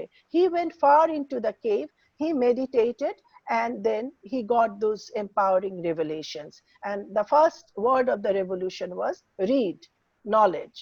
And then similarly we find the same Jesus Christ, যীশু খ্রিস্ট, উনি চলে গিয়েছিলেন সেই যে পাহাড়ে, আমরা জানি উনি চলে গিয়ে ওখানে যে উনি আলোক প্রাপ্ত হলেন। তারপরে দেখা যাচ্ছে নির্জনতা এবং নেচারের সান্নিধ্যতা আমাদের ভেতরে, যেটা ডক্টর সামিনা বললেন যে আমাদের ব্রেনের যতখানি অংশগুলো আছে কাজ করছে, যে দেখা গেল billions of cells, trillions of cells, ওগুলো ইউজ করার অভাবে ওগুলো মরে যায়, দে ডাই। বাট এই চর্চাগুলো, মেডিটেশন, প্রার্থনা, আত্ম উপলব্ধি করার চেষ্টা, আত্মপ্রতিফলন, এগুলো সেই ব্রেনের সেই সেলগুলোকে খুলে দেয়। তো এই ব্যাপারটা কিন্তু কেন আমরা চিন্তা করব, কারণ সেটা আমরা যদি সেই ধারণাটা আমরা যদি করি, আমরা যদি তার চর্চা করি, we can also impart it with our children. ধরুন বাচ্চা যদি দেখছে যে বাবা মা একটা কোয়াইট টাইম বেছে নিচ্ছে, 15 মিনিটের জন্য মেডিটেশন করছে, ডিপ ব্রিদিং করছে। একটা ছোট্ট এক্সাম্পল দিচ্ছি যে আমরা রিসেন্টলি জানি যে লর্ড অফ দ্য ফ্লাই বলে যে বইটা ইউএস এর পাঠ্যসূচিতে পড়ানো হয়, সেখানে একটা ফ্যান্টাসি বুক, যেখানে দেখানো হচ্ছে যে বাচ্চারা একটা দ্বীপে চলে গেল এবং সেখানে যে all children started to fight with each other and they became very violent, ruthless. তো এটা দেখে সকলেই মনে করছিল যে বাচ্চারা হয়তো 14-15 বছর বয়সে উইথাউট অ্যাডাল্ট গার্জিয়ান না থাকলে ওরা ভায়োলেন্ট হয়ে যায়, নির্মম হয়ে যায়। But what happened, a real life story really refuted that fantasy story. সেখানে দেখা গেল অস্ট্রেলিয়ার একটা আইল্যান্ড, সেই আইল্যান্ডের গরিব ঘরের, they are from a very poverty stricken family, 5-6 John young youth, কিছু বাচ্চা, ওরা একটা নৌকা নিয়ে ওরা অ্যাডভেঞ্চার করার জন্য ওরা একদিন একটু পালিয়ে গেল সাগরে, but they had a boat wreck and they lost everything and they took refuge in a remote island, একটা নির্জন আইল্যান্ডে তারা জায়গা নিল। সেখানে নেওয়ার পরে 15 মাস সেখানে ছিল এবং 15 মাস হওয়ার পরে তারা একজন তাদেরকে উদ্ধার করে। তিনি যখন তার শিপ নিয়ে যাচ্ছিলেন দেখলেন যে এই বাচ্চারা সাঁতরে তার জাহাজের কাছে এসে বলছে আমাদের রক্ষা করো। আর ওই বাচ্চাদের বয়স ছিল ধরেন 12, 13, 14, 15, 16, 17, 18। তখন ওদের যখন লাইফ স্টোরিটা আমরা জানলাম, ওরা একদিনের জন্য ঝগড়া করেনি, ওরা 15 মাস ওখানে ওরা কালেকটিভ ফার্মিং করেছে ওরা একে অন্যকে সহমর্মিতার সাথে ওদের সুখ দুঃখের ব্যাপারটা শেয়ার করেছে। রিজন বিং, ওরা বলছিল যে আমরা যখন খুব একে অন্যের সাথে ঝগড়া হতো না যে তা নয়, কিন্তু ওটা কখনো ভায়োলেন্সে ট্রান্সফর্ম করেনি। ওরা বলল যে দেখুন, আমাদের যখন মধ্যে ঝগড়া বিপদ হতো, একটু কথা কাটাকাটি হচ্ছে, মনোমালিন্য, তখন আমরা একজন সাথে সাথেই আমরা রেগে ফেটে পড়ছি, ওই সময়ে আমরা তাড়াতাড়ি করে চলে যেতাম। দুই পক্ষই যাদের মধ্যে ঝগড়া হচ্ছে ওরা আলাদাভাবে চলে যেত সাগর পাড়ে, কারণ ওই দ্বীপটা তো সাগর পাড়ে। ওখানে যে ওই সমুদ্রের সূর্যাস্ত দেখতো, অথবা they would watch the sunrise, they would listen to the waves. ওটাতে ওদের মনের ভেতর একটা প্রশান্তি চলে আসতো। দেন তখন সেই সমস্যাটা যেটা চিন্তা করতো, ওটা মনে হতো আসলে খুব ক্ষুদ্র একটা ছোট্ট ব্যাপারে, তখন ওই বিশালত্বের কাছে যে ওদের সমস্যাটা ক্ষুদ্র হয়ে যেত, তখন ওরা আবার এসে ওরা তখন সমঝোতায় পৌঁছতো। তখন তাদেরকে প্রশ্ন করা হলো যে তোমরা এই যে একটা, ওরা কিন্তু খুব গরিব দরিদ্র ঘরের ছেলেরা, বললো তোমরা কিভাবে এটা শিখলে? বললো এটা আমরা ঘর থেকে শিখেছি, আমার বাবা মারা এটা করতো, আমাদের কালচারে এটাই আছে। তারা ছিল আর কি রিয়েল, যেটাকে বলে নৃজাতি, যেটাকে আমরা বলি নেটিভ, অস্ট্রেলিয়ার আদি বাসিন্দা। তার মানে আমাদের দেশীয় যে উপকরণ আছে, যে আমাদের রাঙামাটি বা আমাদের বিভিন্ন জায়গায় দেখবেন যে ওরা যে সাঁওতাল ফ্যামিলি গুলো, they come into resolution through that reflection.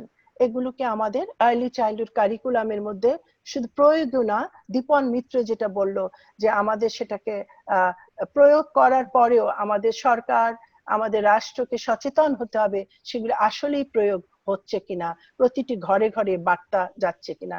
এ কারণে আমরা ওয়ান লাইট ইনস্টিটিউট থেকে খুবই গুরুত্ব দিয়েছি প্রিনেটাল এবং আর্লি চাইল্ডহুড এডুকেশনকে। বলা চলে this is the core of our belief.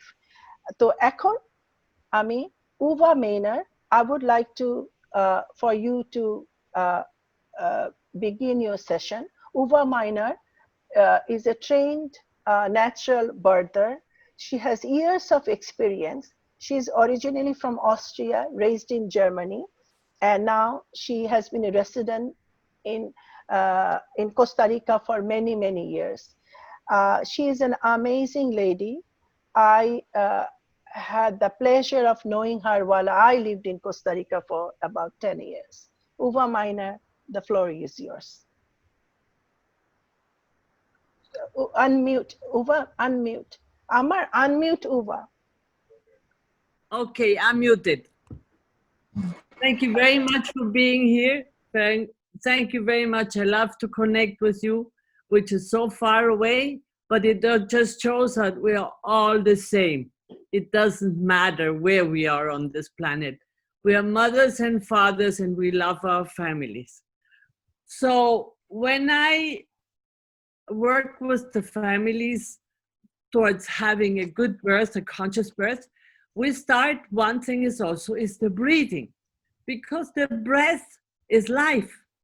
And if we breathe properly and we are connected, it's much easier for our baby to go through the birth canal. I personally do not believe a lot in methods of breathing, because methods are directed by the brain. I believe more in going inside, because there we have the knowledge. And also whatever we do up here, when we give birth, we want to get out of your head. The head tells you, how long is it going to last? Is it going to hurt more? Can I do it? Can I do it? We want to calm this head. So the best way to do that is if we, during pregnancy, start practicing yogic breathing, which is very simple. And I suggest you practice it with your husband. So when you are in labor and you start getting out of the rhythm, he can remind you, he can say, darling, come on, let's breathe. And then the breathing is very easy. What's very important also during pregnancy is that you have the correct position. You know, very often now we sit in cars and we sit in sofas and chairs and we slouch. And when we slouch, our back is not open. Hold on 1 second. Reina, por favor, no hagan no ruido. So our back is not straight. And when our back is not straight, we curve in, and all the weight of our spine is on the 5th lumbar. That's why we start getting backaches. So what we need to unlearn, our mothers told us to sit always nice with our legs crossed and our legs together. That doesn't necessarily give you the best position when you are pregnant. When you're pregnant, you need to sit on your sit bones with your back completely straight, and you're curving your backside outwards. Because then your body carries your whole, then your pelvis is like your bowl, and it carries the top of your body, and you don't get a backache. So now you're in a good position. You can sit like this in a lotus position, or you can sit on a chair, whatever is better for you. And then all you do is you take a deep inhale in through your nose, and you blow it out. If you blow it out, it slows down your breathing. And you do that, it brings you into your body. You're not so much in your head. And when the labor gets stronger, then along with it, you can make a deep noise. Now, if you make a noise from here, which goes, ah, all your energy goes out here. What you want to do is you want to vibrate your uterus. You want to bring the energy into your belly. And when you do the yogic breathing, you breathe into your belly. You lift the skin of your belly, and you expand your belly, which gives more space to your baby. Also, baby's all happy. They say, oh, this is nice. I can move better here. And then, so you do that every day. Practice it for like 10, 15 minutes every day. Very concentrated, very calm. And you will see your energy goes right into your body. Also during labor, it's very important that you do not lie down when you're breathing like this. First of all, labor is much more difficult lying down. If you are upright, energy goes from the top and works on your uterus and goes down. So when you are in an upright position, everything works a lot better. And then you do the yogic breathing. Deep in and blow it out. You blow it out to slow down the breathing, because if you just go, then you might accelerate the breathing. It takes longer. You want to slow it down. You want to slow everything down, because slowing everything down brings the energy down. And that helps the baby. It makes the baby calm. It makes your body calm. And you feel like you are empowered. And do it upright. Don't lie down while you're in labor. It is much more painful. Go walk around until you cannot anymore. Once you start pushing, you cannot walk around. Then you can squat or whatever, hang around your husband's neck or whatever you feel like doing. But do not lie down during labor, because your baby needs the oxygen. The better you breathe, the better your baby will be, and the more resistant your baby will be. If the mother does good breathing, the baby will be born pink. It will not be blue, because it has not been stressed. So concentrate first of all on your position. If you drive in the car, put a pillow in your back that makes your back straight. If you sit in a sofa, put something that makes your spine straight. Always keep your spine straight, because if your spine is straight, the baby also knows much better where the way is. A lot of malpositioning in the baby's position comes because of our lifestyle, the slouching, the sitting with our back curved. And the two go together. Is your position. This is also good when you're not pregnant. It's good for your husband. It's good for everybody to learn the correct position for your back. that's always good. And then you combine the two with that and the breathing, and you will see things are a lot easier.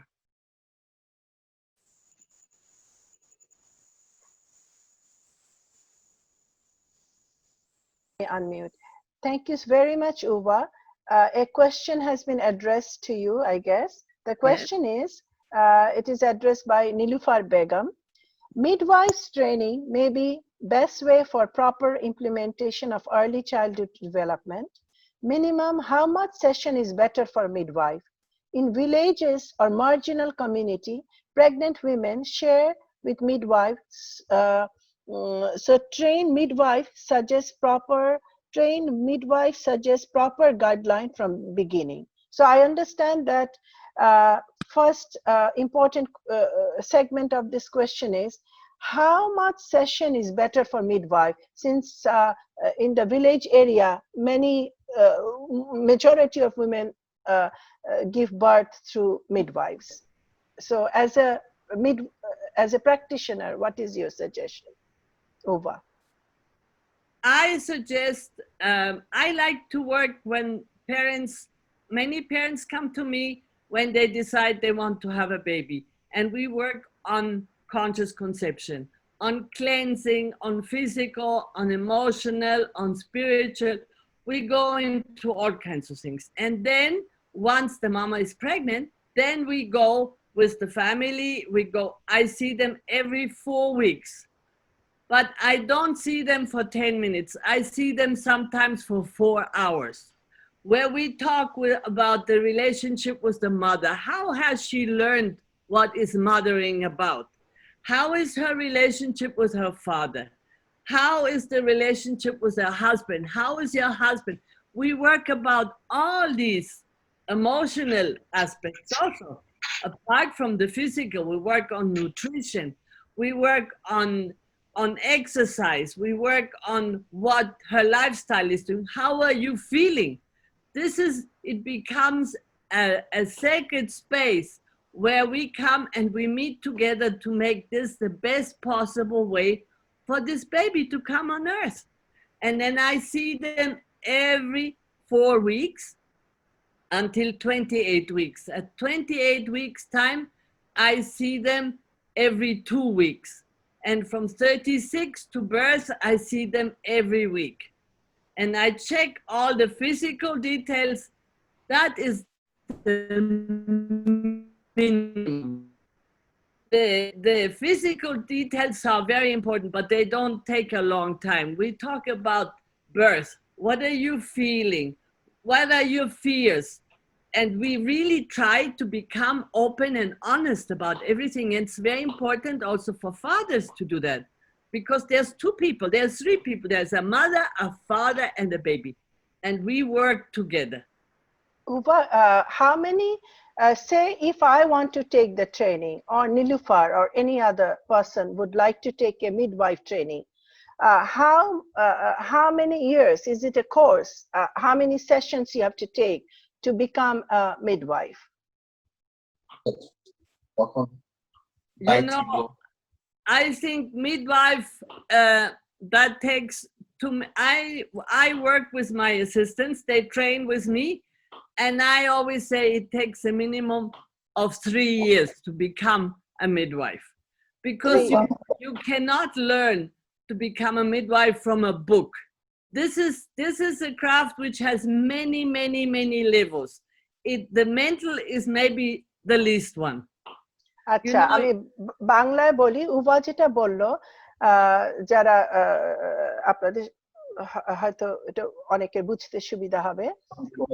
Uffa said যে মিডওয়াইফের training এর জন্য 3 বছর আসলে দরকার minimum, কারণ this is not learn from বই, এটা তো বই পড়ে বোঝা যাবে না। আর আমিও মনে করি প্রতিটা মানুষেরই, এভরিবডি শুড নো যে একজন মানুষ মারা গেলে, তিনি পরপারে চলে গেলে তার সৎকারটা, তার দাফনের ব্যবস্থাটা কি করে করতে হয়, we should learn, everybody should learn. কারণ আমরা দেখেছি এখন অনেক ক্রাইসিস হচ্ছে, কোভিড এর মধ্যেও অনেকে লোক খুঁজে পাচ্ছে না যে কে ওই বডিটাকে ধোয়াবে, কে সৎকারটা কিভাবে করবে। তো এটা আমাদের সবার ট্রেনিংটা নেওয়া উচিত। তেমনি একটা শিশু কিভাবে ভূমিষ্ঠ হবে সেটারও কিন্তু আমার মনে হয় এটা খুব একটা ইম্পর্টেন্ট জিনিস ট্রেনিংটা নেওয়ার। তা আমি মনে হয় যে 3 বছর if we start in Bangladesh village and UVA and other midwives we can gather together, we can start a training program যে কিভাবে নিরাপদে সিজার ছাড়া একটা সুন্দরভাবে ন্যাচারালি বাচ্চাকে ভূমিষ্ঠ করাতে পারি। এবং উভা এটার সাথে আরেকটা জিনিস স্ট্রেস করেছে যে যখন একটা বাচ্চা এলো মায়ের গর্ভে সেখানে বাবাকে কিন্তু ইনভলভ হতে হবে, কারণ বাচ্চাটা কিন্তু একা মার না, এখানে বাবা মা সন্তান তিনজনই জড়িত। So it's very important. ও সময় তাদের বাবা মার মধ্যে যদি সাংঘর্ষিকতা থাকে, দ্বন্দ্ব থাকে, দেখা গেছে যে কনসেপশনে কিন্তু এটা বাচ্চার উপর কিন্তু প্রভাব বিস্তার করে। এটা খুব ইম্পর্টেন্ট, যেটা সামিনাও বলেছেন, আমরা আগের সেশনও কভার করেছি। তো Uffa, any other question for Uva? Okay, but for traditional trainer, for traditional midwife, minimum how much? Yeah, for a traditional trainer, I think still it would be 3 years, Ninufar. Yes. Because Yes. এটা একটা বাচ্চার ব্যাপার। Anybody else would like to comment? I can hear somebody else. Who is speaking? Anybody else would like to share your comment? আচ্ছা, তাহলে আমরা অনুষ্ঠানের anybody else would like to pose any question, ask any question to Uva? Okay, all right. So এখন আমরা একটা deep breathing practice করে, meditation করে, we will close our session. Before that, I would like to thank my husband Amar. Amar, would you like to come to the screen? Because without Amar, all these 4 sessions, I would not have been able to really run. He is my technical support while he's finishing 3-4 big projects for, I think, you are working for UNESCO, right? He's finishing 3-4 deadlines, but I'm really blessed to have Amar in my life, that he is always there. All my technical problem, this is Amar. Even Dr. Samina Chaudhry's the slide PowerPoint, that was Thank also. you very much. Special thanks. So Amar, thank you very much that you quietly in the background provided us the support that helped us a lot.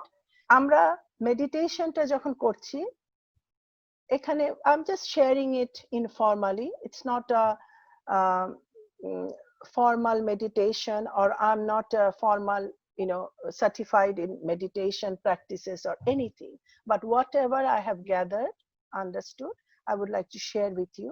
কারণ দেখেছি যখন খুব দ্বন্দ্ব আসে, কষ্ট আসে বা যে কোনো কিছুতে এই প্রার্থনাটা হেল্প করে। তো আমরা এখন, আপনারা চোখ বন্ধ করতে পারেন বা আপনারা অফ স্ক্রিনও থাকতে পারেন, আমাকে শুনতে পারেন, ইটস ফাইন। অথবা so we'll take a deep breath.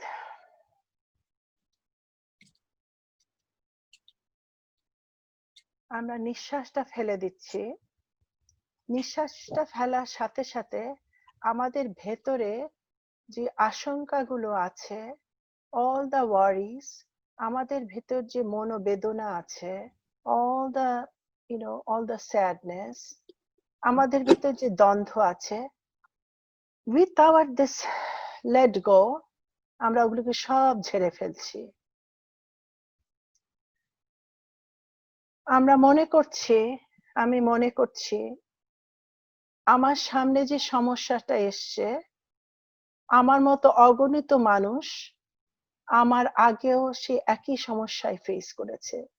ক্ষুধার কষ্ট, চাকরি হচ্ছে না, সাংসারিক কষ্ট, দ্বন্দ্ব, মনোমালিন্য পরিবারে, চাকরিতে ঠিক ভালো লাগছে না, কি করব, এরকম আমার মতো হাজারো মানুষ বহুকাল ধরে এই একই সমস্যায় ওনারা কিন্তু জড়িয়েছেন। আবার উত্তরণও ঘটেছে। সাগরের ঢেউ যখন উঠে আবার চলে যায়,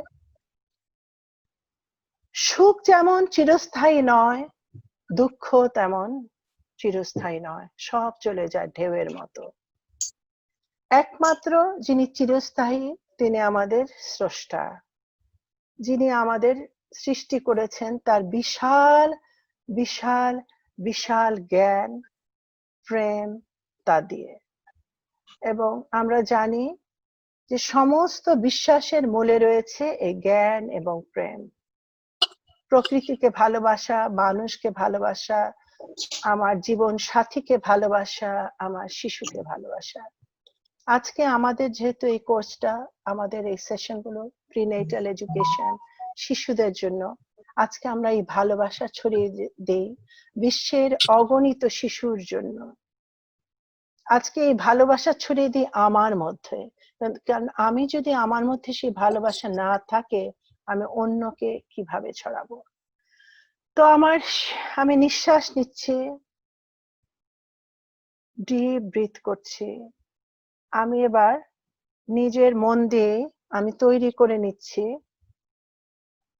একটা বিস্ময়কর সুন্দর একটা বাগান। এত সুন্দর সেই বাগান আমাদের লক্ষ্য, আমাদের জীবনের লক্ষ্য। আমাদের জীবনের সমস্ত শিক্ষা দিয়ে, ভালোবাসা দিয়ে আমরা সেই বাগান তৈরি করব। সেই বাগানে খেলবে আগামী শিশু, খেলবো আমরা। সেই বাগানে আছে লতা গাছ, বাগানে আছে বৃক্ষ, বাগানের চারপাশ দিয়ে বয়ে যাচ্ছে স্রোতস্বিনী নদী। It's a beautiful stream surrounded by mountain, beautiful birds. I can hear the sound. How beautiful they are. We can feel them, touch them. আমরা সেই বিউটিফুল সেই যে ছবিটা মনে এঁকে নিলাম, সেখানে আমরা কিছুক্ষণ স্থির হয়ে থাকি।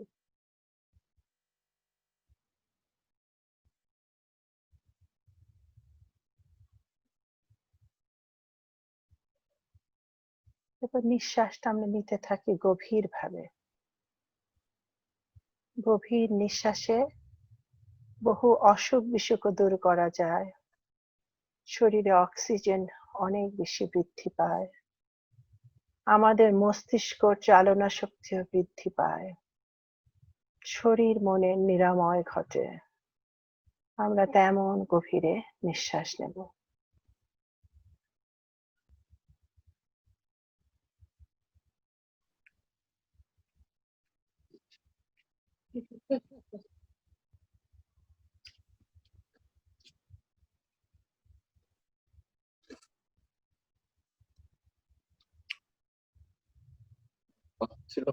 Thank you so much.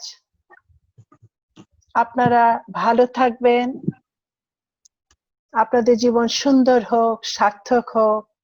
আমি এটা একটা মনে হলো যে আমি আজকে আমার একটা পরিবারকে ত্যাগ করছি কিছুক্ষণ, মানে অল্প কিছুদিনের জন্য। I feel like I'm leaving my family. You have been my family, our family for the past 4 weeks. Thank you so much for your love, for your participation, for your compassion. আবারও দেখা হবে। Thank you. আবার দেখা হবে। সবাইকে শামিনা আপা কি special thanks. Shamina আপা আমি খুব মিস করবো যে প্রতি সপ্তাহ ওয়েট করি যে ফ্রাইডেতে আমরা একসাথে করব, গেট টুগেদার হবে, কিন্তু অনেক বেশ কিছুদিন আপনাকে পাবো না। নেক্সট কবে পেতে পারি আপনাকে বলেন? ইনশাআল্লাহ আমি আমার বোর্ডের সাথে I will speak with my board, তারপর আমরা আবার ডিসিশন নেব যে আমরা কবে। তবে আমার ইচ্ছা আছে যে আমার বোর্ডে ডক্টর কাউসার চৌধুরী আছে, Kemil Malek, Arifa Ahmed, Kemil Malek and Kausar, are you here? Would you like? Kausar Chowdhury ওনারা আছেন, তো ওনারা আমার সাথে অনেক সহায়তা করেন। They have participated with me in many sessions. I will speak with them, and আমি আশা করছি যে অক্টোবরের দিকে আবার নিয়ে আসবো, আমরা আরো বেশি করে এই ব্যাপারগুলো নিয়ে চর্চা করব, জানবো। আর কাকলি আর আরেকজনও যিনি এসেছিলেন, আপনাদের বাচ্চাদের জন্য দোয়া করি। কাকলি তোমার ছেলের সাথেও তুমি, কাকলি হচ্ছে আপনার আসলে সে শিক্ষিকা, সে লেকচারার ছিল, একটা বাংলার অধ্যাপিকা, যার জন্য সে ঢাকা ছেড়ে তার বহুদিন বাইরে থাকতে হয়েছে। এ কারণে বাচ্চাটা তো মা ছাড়া অনেকক্ষণ থাকতে হয়েছে, তাকে অনেক কষ্ট করতে হয়েছে কাকুলিকে, সেটা আমি নিজে জানি। যে প্রতি সপ্তাহে সে বৃহস্পতিবার 7 ঘন্টা বাসে করে সেই মধুখালী থেকে হ্যালো ঢাকায় চলে আসতো এই বাচ্চাদের জন্য। তো মাদের অনেক কষ্ট করতে হয়। তো কাকলি তোমার বাচ্চা একেবারে ভালো হবে, বই পড়ো, গল্প করো, বাচ্চাদের নিয়ে খেলো, তুমি দেখবে ও যে কথাগুলো বলছে ওটা কি পয়েন্টস গুলো মনে রাখার চেষ্টা করো, কি বলতে চাচ্ছে, কি কথা সে বারবার রিপিট করছে, তাহলে কিন্তু অনেকখানি বুঝতে পারবে যে আসলে কি চাচ্ছে। তো যাই হোক, আপনাদের সাথে আসলে আমি খুব মিস করব, এবং আপনারা ভালো থাকেন। আবার আজকে আপনার এই অধিবেশনের সমাপ্তি আমরা ঘোষণা করছি, একেবারেই নয়, we will come back again. আপা মেডিটেশনটা খুব ভালো হয়েছে। এটা তো কিছুটা বানিয়ে টানিয়ে মনে যা আসে সেভাবে করি, বাট এটা আপনারা একসাথে আমরা যে এটা করতে পারলাম সেটাকে আমি সৌভাগ্য মনে করি। আপনারা যে আমাকে প্রেরণা দিয়েছেন, কারণ আপনারা যদি প্রতি সপ্তাহে না আসতেন, আমি যদি দুজন নিয়ে করতাম, তাহলে তো মনে হতো যে আমরা আসলে we are not progressing। কিন্তু আপনারা প্রতি সপ্তাহে আসছেন, আমাকে জানাচ্ছেন আপনাদের কৌতূহল আগ্রহ, এটা আমাকে অনেক স্পর্শ করেছে। আল্লাহ আপনাদের ভালো করুন, আপনাদের ঈশ্বর আপনাদের সহায় হন। May God bless you all. আপনারা ভালো থাকবেন, সুস্থ থাকবেন, আল্লাহ আপনাদের সবাইকে নিরাপদ রাখুন, আমিন। Please keep in touch. Yes, absolutely. আর আমার ইমেল অ্যাড্রেসটা তো এখন জানা সবার, anytime you can come. Okay. If I need any help, I must call you and I will send you a message. Absolutely. Thank you. Take care. Wish you good health and see you again. Inshallah. Thank you. দুলা ভাইকে ধন্যবাদ। Amar, that giving you thanks. Amar is very grateful. Uva, thank you very much. Dr. Samina Chaudhary and all presenters, thank you so much. Thank you, everybody. So much, Rosemary. Thank you and good luck. All the best. Same to you.